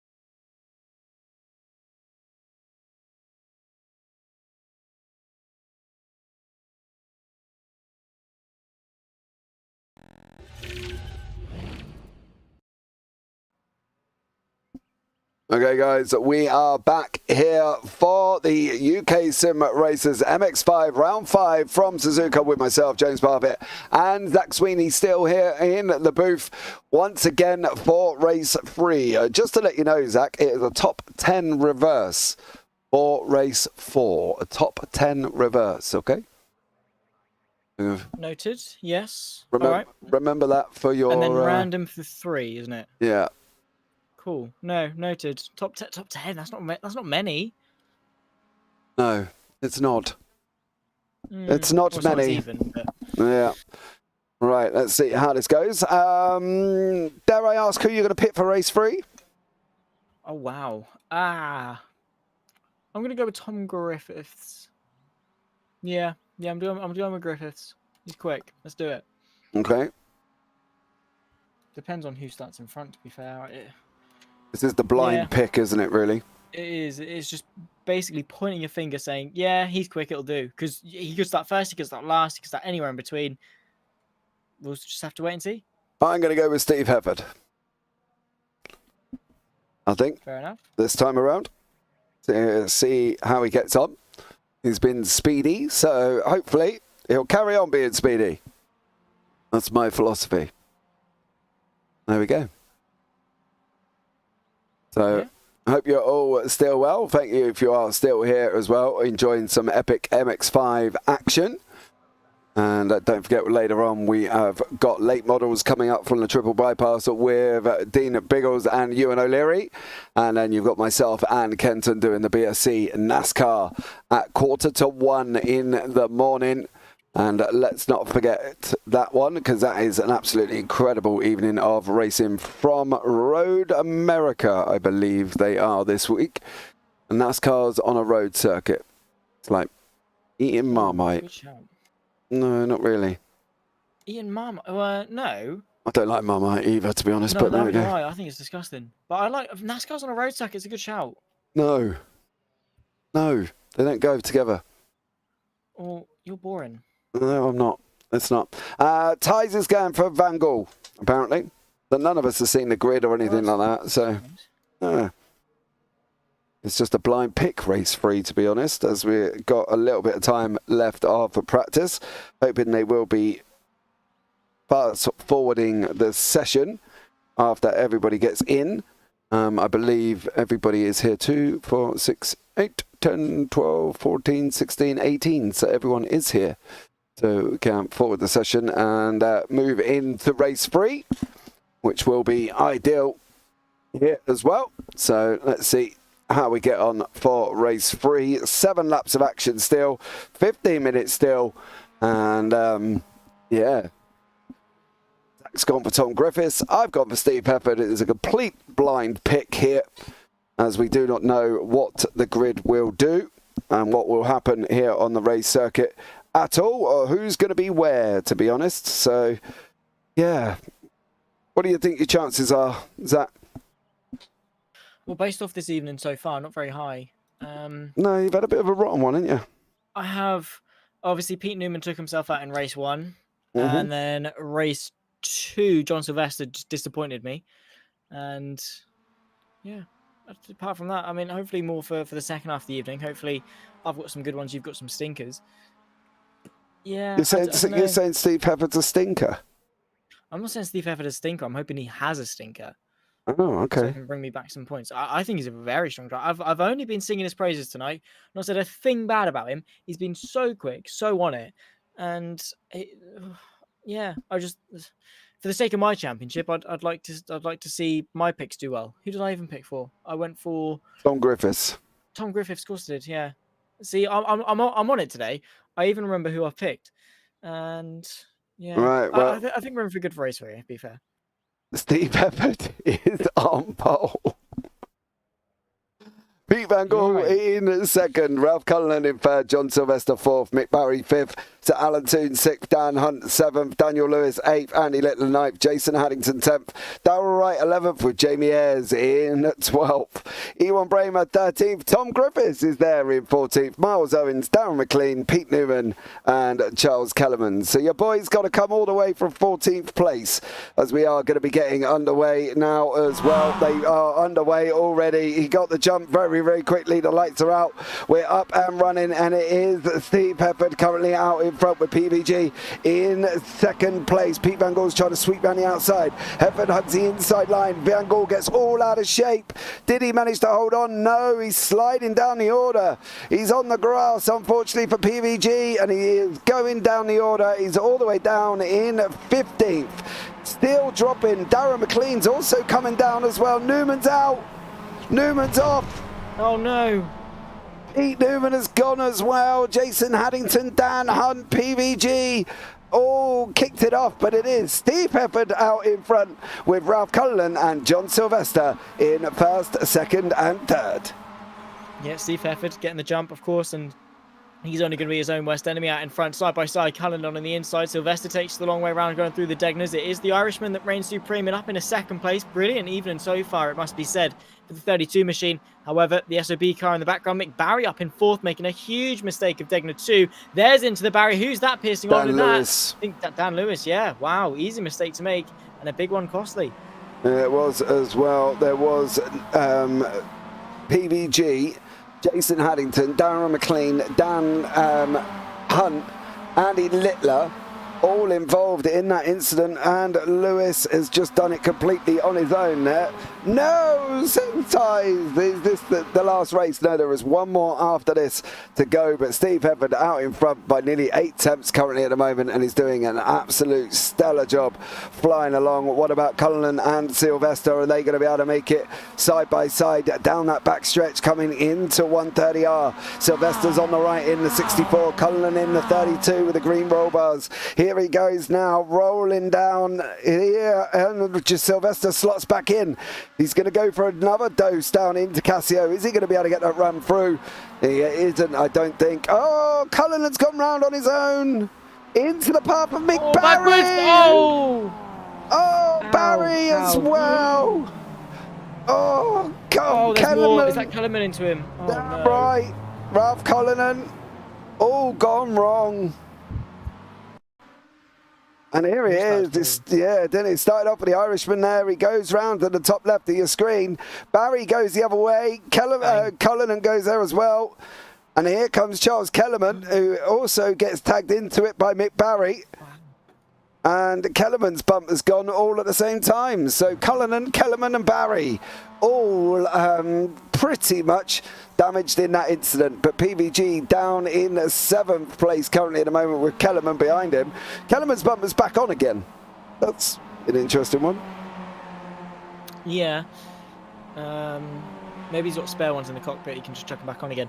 I have to say, Kellerman is very lucky there. I think it was his own doing that he ended up in that incident. Obviously, he can't control what Mick Barry and Ralph Cullinan are doing, but he had plenty of time to slow that car down. It just seemed like he went into it flat out and smashed into him. Obviously, we didn't see on board, but yeah, Kellerman, he's lucky to have gotten away with that. Here's Tom Griffiths working his way up the field. He's in a fight with Miles Owens. Obviously, not the best end to race 2 for Griffiths, but he's backfiring again on all cylinders here for race 3. Up there inside the top 5, up 9 places already in the opening moment. Second only to Charles Kellerman and to Ewan Bramer. They're up 10 apiece in their bids in P3 and P8 respectively. Tom Griffiths flying up, and he's got sight of the podium as well for good measure. Yeah, he definitely has at the moment, but he has got Jamie Ayres, Ewan Bramer and John Sylvester in front of him. They're not exactly slow drivers, let's be honest. It is a Sylvester, Bramer, Ayres, Griffiths, Owens there. So technically it's an SOB sandwich with 2 fillings of Momo in the middle. Yes, it is. Yes. And, that's wide. That is Ewan Bramer going wide. Jamie Ayres has gone with him as well. So Griffiths has just been like, cheers, boys. Up now to 3rd place. For nearly 5 seconds up to the top 2, though, which is a huge gap to close. He's going to be hoping that Hefford and Sylvester fight, which they are, side by side into 130R. Nice little move there from the SOB car. Yeah. Oh, no! Oh, no! Sylvester's done a Ralph Cullinan. He hit the curb and around he went, and he ended up in the wall for Sylvester. Exactly the same as what Ralph Cullinan did just a lap later. And it's the same thing for 130R curb. Claims another victim. That's given Hefford 4.8 seconds out in front at the moment. He is absolutely loving this currently here tonight. Oh, of course he is. He is on top form. He's come back. He's not waiting around at all. Side by side. Here goes the move, though. Miles Owens to the inside of Griffiths for second place. Beautiful move from the young Brit. And he's up now into second place. Tom Griffiths is on fire, of course, as well. But doesn't really want to fight too hard for this position, given the fact that it can very easily get thrown away in a split second. But Miles Owens is now going to do the heavy lifting, maybe to bring Ewan Bramer back into the mix, because he is less than a second off the back of the Momo car as well. And for SOB trying to close in some good points, it might be a really good opportunity to do so. But I can bet any amount of money that you want, Tom Griffiths is going to launch a counter-attack in the near future. Yeah, I think Griffiths is going to have a go at Owens. That's without a shadow of a doubt here. He will be taking it. The question is where is he going to have a go? Is he going to have a run down the back stretch? It's looking like the most likely place. He's not going to be able to get him unless he's going to go up the inside of the hairpin. Owens leaves the door open. Miles Owens there, I thought he would have closed that a little bit earlier and run that inside line, but he manages to survive as they go off around 200R into Spoon now. And it is Miles Owens out in front with Steve Hefford. Steve Hefford out in front with Miles Owens 5 seconds back with Griffiths, Bramer, Ayres and Van Gaal all surrounding this now. Can they all make it? This draft is going to be strong. Bramer and Griffiths. Griffiths has got to watch Bramer here because he's going to get the draft as well. Yeah, it's a double whammy because in a trainer cars, being the lead car, it's always dangerous because everyone's just going to be like, yeah, cool, I'm just going to floor it and slingshot my way past you. But I think Owens might just be able to have it covered. Tom Griffiths, of course, naturally pulls out to the left, and now Ewan Bramer is trying to get a whiff of slipstream. He doesn't really know who to follow, settling into single file. Got to be careful though, because the moment you run wide is the moment you run yourself at risk. Van Gaal nearly made that mistake. Into the Gasto triangle, looking for a move is Ewan Bramer and his teammate. I think more in defence because Jamie Ayres is hot in pursuit. 3 Momos, 2 SOBs. Yeah, the black and whites are outnumbered. Yeah, they are at the moment as they lost Sylvester on the last lap on the curb of 130R. And unfortunately, he spun and did exactly what Ralph Cullinan did the lap previous to that. There is Sylvester in the background. He's just about, I think, to be overtaken by Charles Kellerman as these guys go running down into turn 1. Ayres slips up the inside of Ewan Bramer. Bramer's got no response. He can't come out of there fast. He's going to try now. He's going to go up the inside into the first part of the snake. They're going to be running side by side currently here, PVG and Ewan Bramer. Ewan Bramer goes down 2 in the space of 3 corners there. He's not going to be happy with that one, Zach. He's just lost 2 spots, and it looks like Tom Griffiths has also got past Miles Owens, and Griffiths is now ahead of Owens as well. So SOB losing 3 places in the space of 3 corners. Yes, easily done. As long as you lose momentum, you can tumble down the order in even as quick as that, and that's exactly what they've done. And they've put themselves in a pretty awkward situation, but it's not over until it's over. Of course, you can very easily work the way back up. A couple of moves here, work your way forward one by one. Of course, is the main consensus. Running on board on the roll cage of these drivers, Jamie Ayres now gives it an SOB sandwich with good old Momo bread for good measure. I'm not sure how good Momo bread is, and I'm also not really interested to find out how good Miles Owens is as a filling as well. But that's how the situation is at hand. 2nd, 3rd and 4th between the 3 drivers in a fight that this race has been exclusively for 2nd. Steve Hefford running away with things. Yeah, 4.9 seconds out in front at the moment. He's maintaining that gap as well. Nobody's really making an inroad into him currently. And now this is where the draft is going to play a part. Is this where Griffiths is going to be able to hold on? Will he lose this place to Owens? How is he going to cope with this going down this back stretch now? down into 130R. Owens is closing up. He's 2 tenths, 1 tenth at the moment.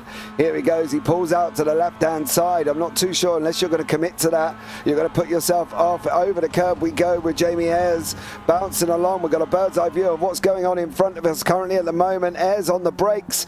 Doesn't make it through. Owens going to have a go down into turn 1. We'll stay on board with Ayres. We've got a bird's eye view of what's happening in front of us. Here's Zach currently at the moment. Yeah, and now he's got to put his foot to the floor and hope that the slipstream can carry him onto the back of the SOB car. I mean, look at that speed Jamie Ayres has got. The slingshot is massive, but once you start maxing out at the top end, 5th gear, not really much more you can do beyond that. Into turn number 1, snaking it on the brakes and making sure the car's dancing, a little bit of a shake on the steering wheel, making sure that the rear end's in check, hitting the apex nicely, and now stay as close as you can. Up through the S's is really where you earn your money. Yeah, we're going to go left, we're going to go right, and then we're going to go tuck in again for another left-hander. And Ayres has got a little bit of a run over Owens. Owens coming into the right. And now we're going to go into Dunlop. Owen doesn't look like he's got the pace through that first sector here, unlike Jamie Ayres, but Owens now picks it up. Coming out of Dunlop we go, and down into the Degners once more. Degner 1 will be coming up on us very, very shortly. Onto the brakes we go at the 50 board. Over Degner 1, we saw Owens lift the car up onto 2 wheels. Is he going to do... Well, that's not going to help him either blinking, but Jamie Ayres has got Pete Van Gaal behind. Daniel Hunt is trying to make his way past Darrell Wright here on the, and Daniel Hunt does get past Darrell Wright with the covering Pete Newman. Ewan Bramer's been off track as well as he's... Oh no, he did the same, just in the opposite side. Wow. A curb outside of 130R here, catching these guys out. Yeah, it will. As I said, it's the main action spot. However, one into the long left-hander here at Spoon Curve. Inside line for Jamie Ayres. Bit of contact as they rub and race through the second apex. Miles Owen straddled on the outside, gets pushed to the AstroTurf, but is able to hang on. So now it's looking really good. Momo are working their way forward. That is the windscreen wipers on for Miles Owens. Rain's not quite in iRacing just yet, but he's got some good practice, and I suppose pulling out to the right hand side, Miles Owens to maybe get the up and under on Jamie Ayres. He's late on going in, fast going in, wide coming out, and now he might well be under pressure from PVG. He rejoins the circuit. Where's he gone? There he is, just settling in front of the Flying Dutchman. But yeah, Miles Owens struggling to regain some momentum here. Yeah, he's got a three versus one battle here. Newman, Hefford's got 4.4 out in front currently. Looks like PVG might have a slowdown there because he's now dropping back from Miles Owens, and he looks like he's wearing it out currently at the moment, and Owens is now going to try and have a go at Ayres. Is he going to be able to make it through? Down into turn 1, Owens nips to the inside, he's put the car there, he's opened up the door, nothing doing. Ayres says no. Ayres then gets onto the back of Griffiths as well. Are these boys going to fight it out? There's the green and black of Steve Hefford in front of us. 4.2 now as we're on the penultimate lap here of race 3. We've got one more to come here this evening with a top 10 reverse. So pay attention to the reverse grid. See who's going to be where and see who's going to be likeliness of taking the victory in race 4. But Owens is just losing out here, Zach. He's got no help from anybody. He's lost Ewan Bramer, he's lost John Sylvester. He's like a solo man on a mission. Yeah, and Momo want to emphasise the solo. They all want to make Miles Owens feel all by himself, all lonely, like he can't really do anything, because realistically he can't. Look at that run through Degner 2 from PVG, by the way. That's why I talk about, so don't sleep on that corner. It's so important. And maybe if the Flying Dutchman's feeling like it, if he's feeling brave, he's not. He could have gone for a move into the hairpin, but he's thinking better of it. But for Momo, they're flying in formation out in second, third, and now 5th as well. So doing a lot better than SOB over the course of race 3. And Tom Griffiths up there in second is doing a phenomenal job of flying the flag for Momo on his debut. However, Jamie Ayres, championship leader and in the championship fight with Tom Griffiths, isn't going to want to let him stay ahead purely because they're teammates. They have to remember they're in a championship fight as well, which might cause a little bit of friction at Momo. Yeah, I wonder who, if there was team orders, who's it going to go in the way of? Who, you know, are you going to pick the new young gun into the team or the old guard of Jamie Ayres? Obviously, Ayres has been with Momo for absolutely forever. I think Owens is going to lose that place to PVG. He's caught on to the draft of Ayres, and I think that's going to help him sweep round the outside of Miles Owens. It does. However, he does run wide over that curve that's claimed a couple of victims already. 3, in fact, and, well, 4 if you include Mick Barry, who didn't actually go over the curb. He just caught up in the Ralph Cullinan incident. Owens does hang on for another lap. PVG runs wide again on the exit of Casio and is now going round that last corner, and we're on the final lap of the race. One more lap for Steve Hefford, 2:24.199, a 2:23 for everyone behind him here as well. Can Steve Hefford hold on? And he's got a 4-second gap at the moment, young Zach. He has huge gap in racing like this, and obviously his help from Sylvester's mistake a little bit earlier on, but taking nothing away from Steve Hefford, his return has been phenomenal. He's been so undeniably quick over the course of today, and not only that, consistent. His racecraft has been second to none as well. He's been head and shoulders above the rest around Suzuka, and what a return this is to the UK SimRacers. We thought he'd be sitting out the rest of the season, and he's come back before the halfway mark. Flying, Steve Hefford, and he's not got long left to go to seal the victory. Yeah, and he definitely doesn't. Coming into Degner 1 and 2. Round the double right-hander. Through 1 he goes. Through 2 he goes. And on the final time, the run down into the hairpin in race 3. Griffiths still managing to hold on from Ayres. Ayres hanging on from Owens. PVG is just about to try and go up around the outside, though, coming into the hairpin.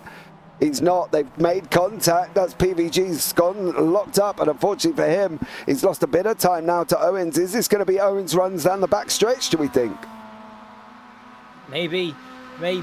As long as he can just get a good run, put his foot down, and hope that Ayres and Griffiths don't defend too hard. It's definitely doable from Owens. But PVG is, again, we have to remember he's got the slipstream as well, and it might be the fact that he's the one that gets the jump and makes it second, third, and fourth for Momo. It's all tested on this point right here, though. Who can get the foot down quickest? I think PVG's got a pretty good run relative to the SOB car, and it doesn't look like much progress is being made from Owens. So I think he's going to be having to look in his mirrors. Griffiths and Ayres have got this one sealed. Yeah, I think so as well. They do pull out. They make it too wide, and Ayres slips back in once more. And for the final time, Hefford is coming on that run into Casio. He looked like he got a slow exit out of Spoon. Owens has made a mistake, though. Is PVG going to make it around the outside of the Casio triangle? Currently, at the moment, he's going to go. He's going to have the inside. Now it's all about the sprint down into the line. How is this one going to go? It is Steve Hefford. Hefford's going to come over the line and take the victory in the pros and the AMs. What about Owens? What about Van Gaal? It is Owens gets him at the line there. What about Newman and Hunt, as these guys are scrapping it out as well? And it is going to be Daniel Hunt is going to come over the line in 9th place. Darrell Wright is going to take it in the AMs here. And Darrell Wright once again claims another 3 out of 3 race for Darrell Wright. He is putting some points on the board at the moment with Sean Yonye not here. And is doing an absolutely stellar job. But it is Steve Hefford, Tom Griffiths, and then Jamie Ayres behind him there as well in 3rd place. And in the AMs, it was Wright, Toon, and Lewis. So Lewis with his 2nd podium of the evening as well. An absolutely stellar job done by him as we're waiting for Andy Littler to come over the line. He's coming into Casio as well. And Andy Littler for the work guard by result here. And currently at the moment, right.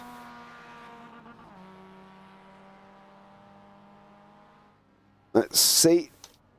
Goes over the line, does Andy Littler. Absolutely stellar job here. And here are the results for race 1.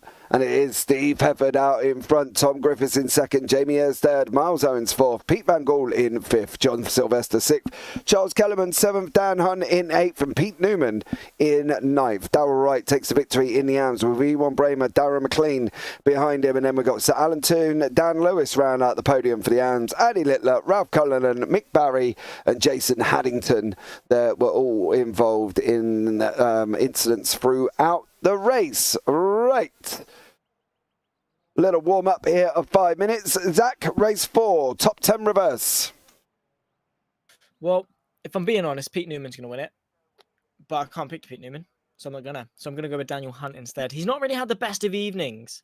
I'll be completely honest. He's not been on top of his game pretty much since race 1. He was quick in race 1, but since then has quite struggled quite a bit.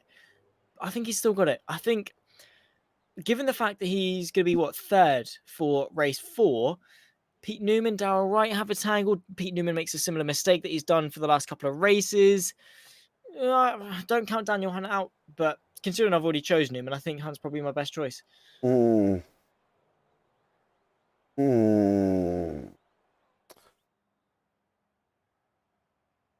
going to go with John Sylvester. As I am 3 out of 3 for the evening so far. Yes, you are. Thank you very much. That's 150 points for me. But it's fine. Fine, is it? Yeah, I'm fine with it. Yeah, you know. Because you've bigged yourself up this much, Mr. Oh, look at me, I got into the top 5 for the Simmies. It's almost like it's expected of you to win. So much so that if you win, it's like, oh, well done, you beat the guy that's not got a nomination. However, if I win, it's you lost to the guy that's not had a nomination. So it's either I feel sorry for me because, or I've got a justification for it, or it's a massive win. For you, it's either or wow, you're bad. So I'm fine with it. It's like a Mustang trying to beat a Corsa in a drag race. If the Corsa wins, the Mustang looks dreadful. But if the Mustang wins, it's like, well done, mate, you beat a Corsa. Do you know what I mean? So are you saying that I'm the Mustang and you're a Corsa? Well, that's how you've picked it up with the team names. Okay. I'd rather be a Corsa than a Mustang, to be fair. I don't like Mustangs. But anyway. Okay. Well, thanks very much for that. You're welcome. You're welcome. Yeah, I'm in. So I'm all good if you get a couple points in the championship. I've gained quite a lot at the moment. Yeah, I know that, James. That's why I'm trying to make it seem like I don't care. Oh, okay. Hey, Bowzones. Hope you're well. Zach, you just come in the wrong moment here. Zach's going to cry into his tissue. As well as he's losing the Commentators' Championship currently at the moment, and he's suffered a 3-0 loss so far here tonight. So, have you got the winners, or just the one that finished in front? I've had the winners. Oh, brilliant. Tom Griffiths, Pete Newman, and Steve Hefford. Wow. Fair enough. I voted for 2 of them, just at the wrong point. You did. But there we go. Never mind. It'll be all right. It's fine. Next time. Don't cry for me, Argentina. Honestly. It'll be good. What's this guy's here with a minute to go? Let's see. Here, how race 4 goes as well. So, there's no JPB League for Mustangs. Because there's no Mustang on iRacing, is there? Oh, well, the NASCAR. Is there a NASCAR Mustang? yes. Okay. Let's get the Mustangs. Mustang versus There is a Mustang, isn't there? As well. Doesn't it drive in the Production Cup? Is it the Production Cup? I don't know. Yeah, there is. I'm sure there is a Mustang in what is the Production Cup. Hold on. I'm going to type it in because I know there's don't... a Mustang GT3 in the works. Yeah, there's the Mustang FR500S. Nice. I don't really care because I don't like Mustangs that much. And that's in the Production Car Sim Lab Challenge. Oh yeah, that one. That's the one with the MX5 and Yeah, that one. Yeah, with Cleos, yeah. Is that crying for another change? Well, he's just not doing too well at the moment, mate. Not going to lie. He's just not doing too well. Right, here is the grid for race 4. And we have got Darrell Wright, Pete Newman, Dan Hunt, Charles Kellerman, John Sylvester, PVG, Miles Owens, Jamie Ayres, Tom Griffiths, Steve Hefford, Ewan Bramer and Darren McLean. And then behind that, Sir Alan Toon, Dan Lewis, Andy Littler, Ralph Cullen and Mick Barry, Jason Hannington. I read that so quick because I missed the start last time, and they are all on again, almost ready to go. Lights are going to be coming on very, very shortly here. Here we go. 1, 2, 3, 4, 5. And we are green, green, green. Darrell Wright's got off the line with Pete Newman. Dan Hunt's made an absolute flyer. Is he going to jump Newman down into turn 1? Newman got bogged down here as well. Is he going to be able to make this through? They did go 3 wide at one point. Newman's got the inside line. Hunt's trying to run around the outside. PVG has made up a few places as well. John Sylvester stays where he is currently in 5th place. But everybody at the moment, apart from Sir Alan Toon, who's just got off on the left-hand side there, has been all made it through cleanly currently at the moment, Zach. They have a little bit wide though. That's PVG trying to nip his way to the inside. Charles Kellerman running a little bit wide. That's going to invite John Sylvester to go to the outside of the long sweeping right-hander. Gives him the inside, of course, for Dunlop if he's able to keep his nose there and try not to understeer it to the side of Kellerman. He's going to keep his footing around the outside of Dunlop. That's definitely brave. A couple of people in the background as well have tried the same thing. Darrell Wright, I think, side by side with Jamie Ayres as well, or at least was. Charles Kellerman now is the inside versus the SOB car. Into Degnal 1. Late braking, and that's Sylvester around and into 4th place. Good start, of course, from Pete Newman and Daniel Hunt as they lead 1 and 2.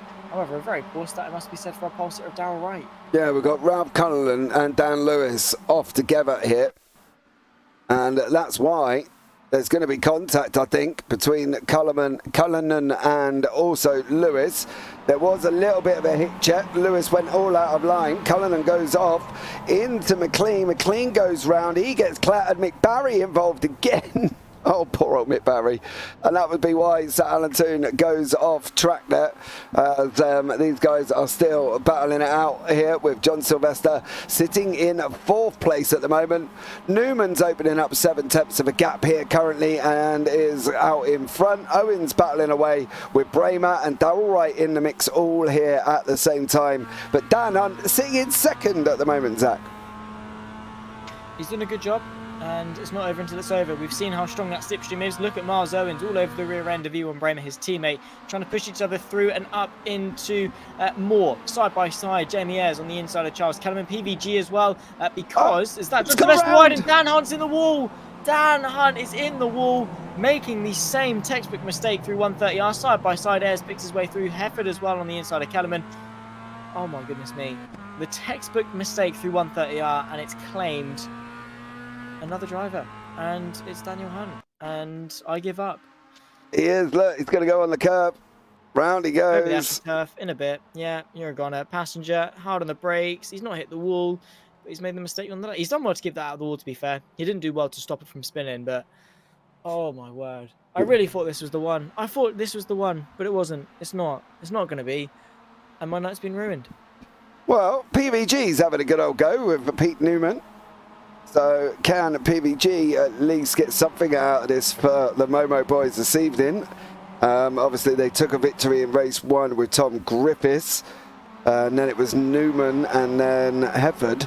So PVG putting up a good fight. He might be able to still do it for you yet. Why would PVG do it for me? Well, he's part of the, I don't really know, to be honest. What's PVG got to do with anything? Who even is this guy? No, I'm joking. Who's that PVG guy? And why is he about to go for the move for the lead as well? Look at this. You should have picked PVG. Should have. You know what I mean? Should have picked PVG. Yeah, well, I should have not been hired by JPB, but here we are. Well, hey, you come in for one league and then you stayed for everything else. That's it, yeah. You know what I mean? You latched me in. He was like, yeah, here's a bit of work. Here's some more. Here's some more. Do you want some more as well? I was like, oh, fine, I'll do some more work. Don't make it out like it's a big deal. You're full of it this evening. JPBroadcasting gets up the inside of Sylvester. Hefford's going to have a run as well over John Sylvester here, and unfortunately for Sylvester, he is kind of the only SOB currently up there, with Bramer and Owens battling it out in 8th and 9th place. PVG is going to run Newman wide in 130R. Is he going to open up the steering? Newman can't turn. Newman's gone. Is he going to be able to hold it on? He does, but PVG gives him a hip check, says, see you later, I don't want you there, and he moves him away. But running too wide round 130R, I'm not surprised. Kellerman has also been hip checked out the way there from the 36 car of E1 Bramer, and Kellerman loses 2 places all at the same time. PVG's got Newman once again here as well. Griffiths passed his man on track with 2:23.044 currently at the moment. Sylvester and Ayres are still within reach. They're a second back. Newman's going to try and sweep up the inside. PVG's going to run round the outside. He's going to try the up and under on the way back through. He's got to get on the gas early though, because he needs to get out the inside if he can here for the start of the S's section, or the snake section, whatever you'd like to call it. But Ayres and Sylvester are coming here, Zach. We could have an interesting battle with 6 cars very, very shortly. Oh, indeed. So brilliant bit of racing going on here between these guys. Absolutely loving every second of it. They're flying out in front, and it's, well, exactly what we like to see. 6 of the biggest names in the UkSimracers MX5 Championship, and they're all fighting for the lead in the final race of round 5. And yeah, well, Pete Newman's done a great job of getting himself back into the lead. Look at the body roll over the curbs through the first segment. You've got to be so careful, because they almost look like they're about to roll, but that's the way to be quick.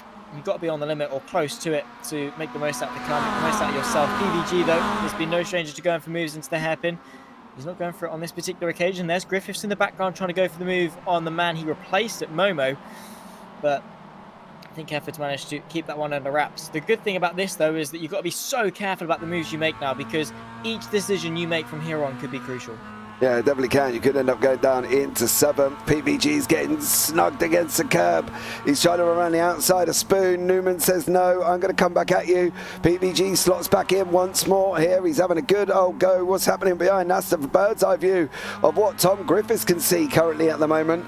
Here with Steve Hefford in the black and green in front of him here as well. Sylvester's in the mix with Ayres. He's closing in. Currently, they're all closing in here. And is Newman going to hit check PVG out the way this time, as PVG's gone round the wide side of 130R. Newman doesn't make it this time. Newman's out on that curb. Be careful. We've seen it claim victims this evening.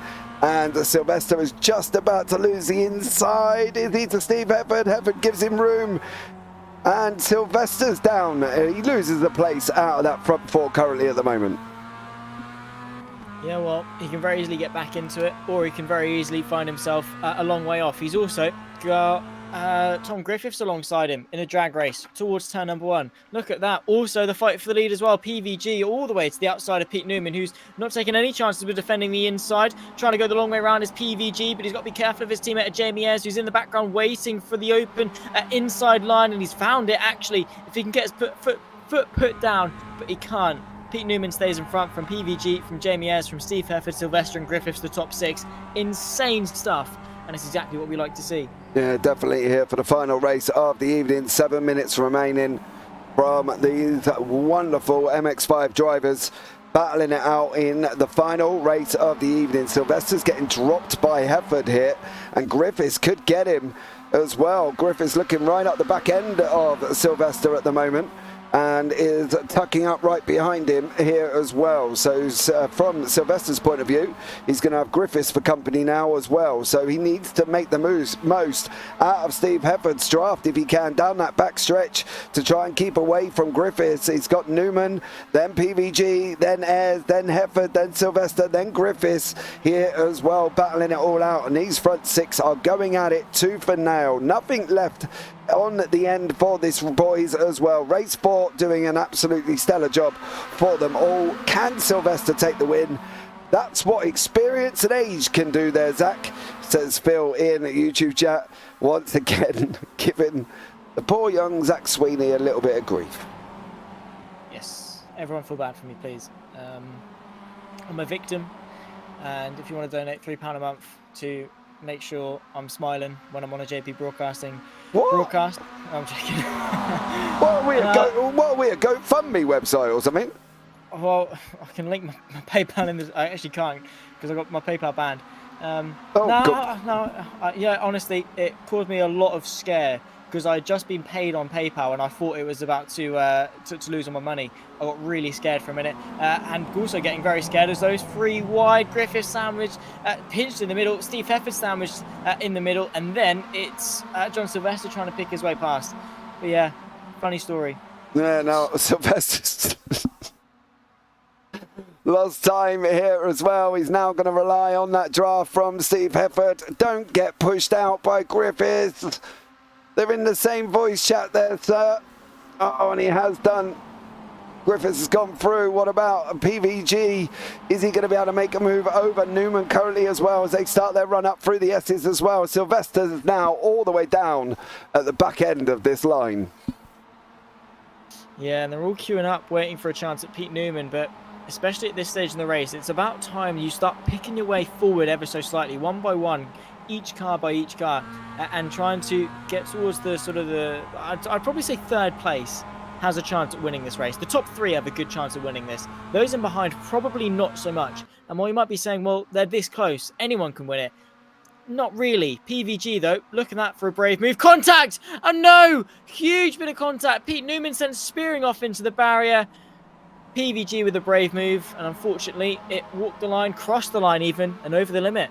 Yeah, Newman off he goes here. PVG coming into that Degner 1.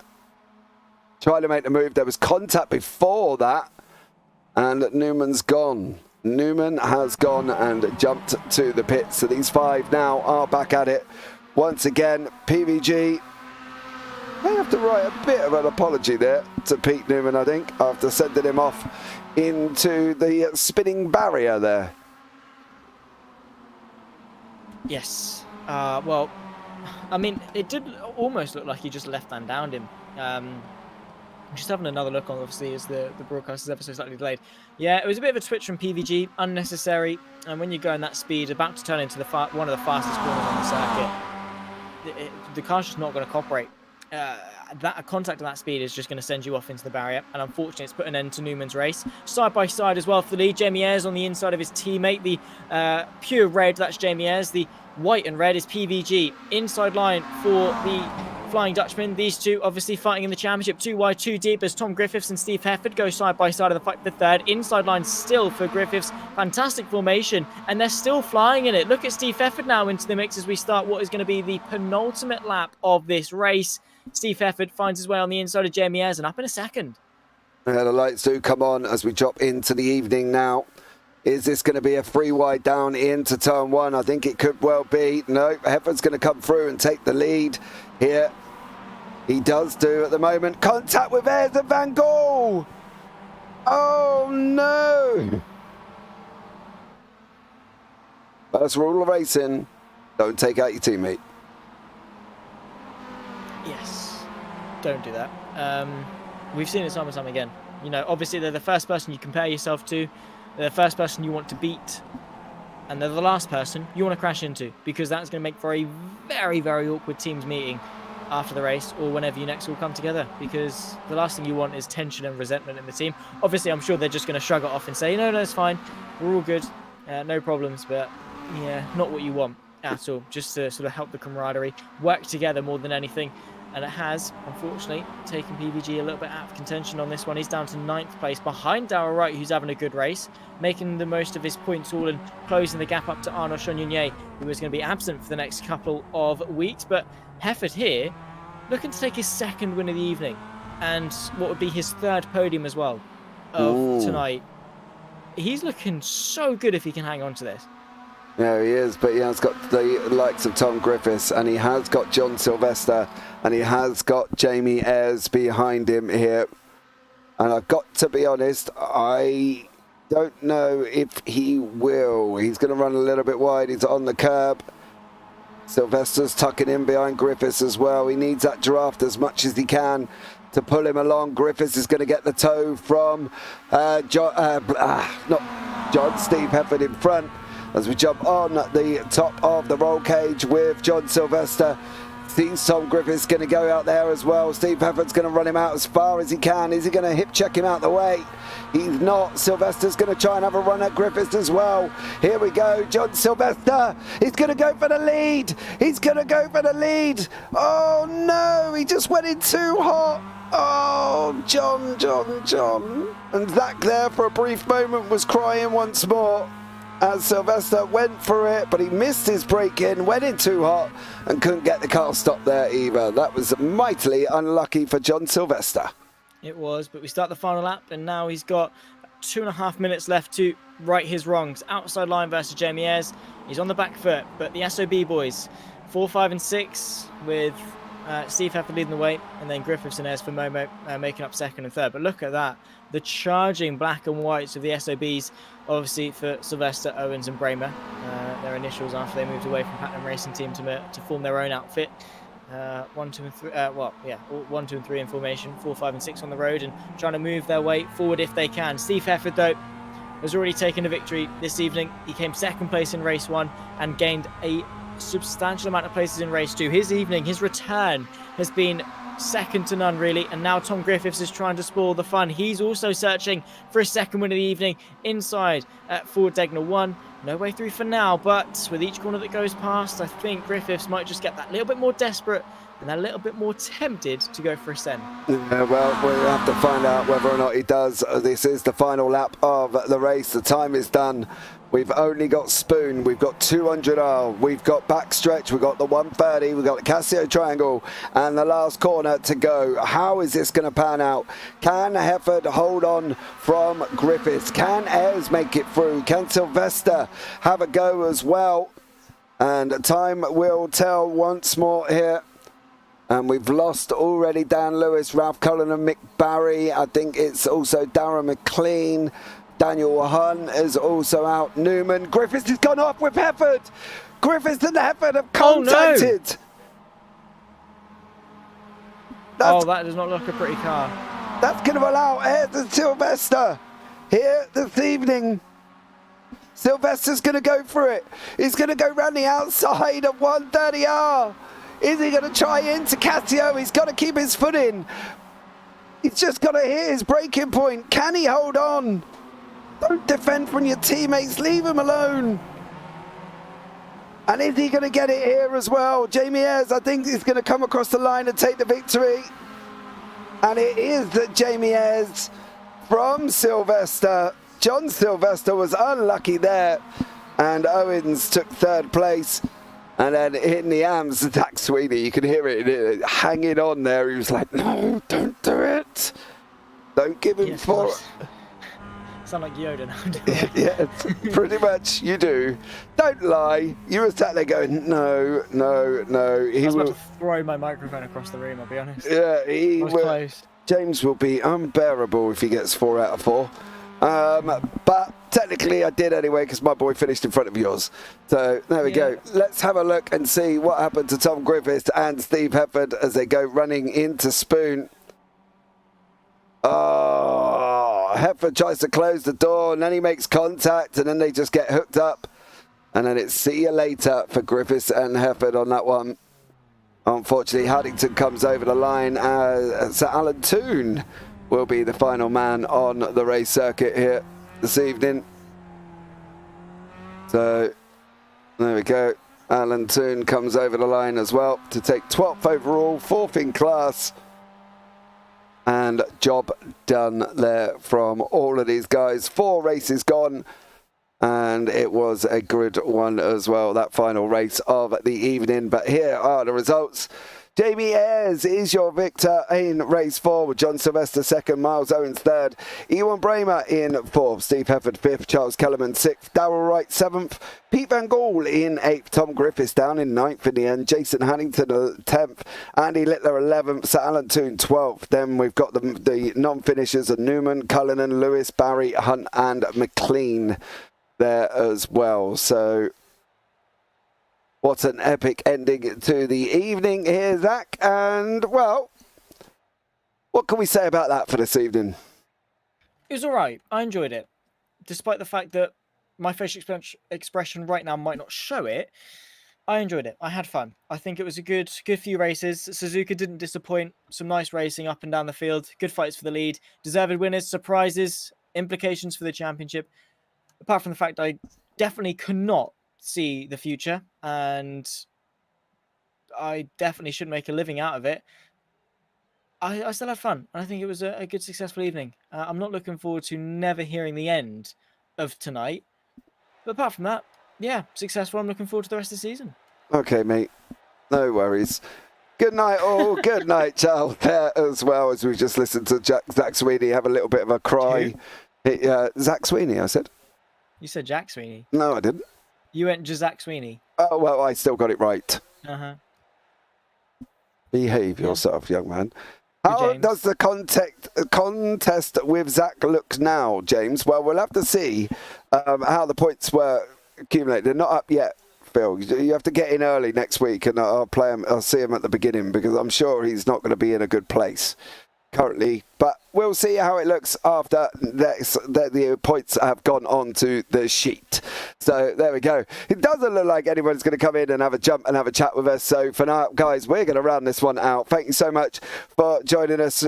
Tyes, Miles, Phil, obviously Charles Kellerman as well. Thank you much, love. And for that one here as well, Chris Needham, thank you again for joining us at the beginning.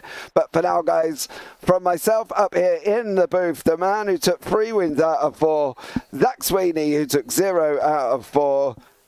Take care. Have a great week. And you never know, we might see you on the track sometime. Good night.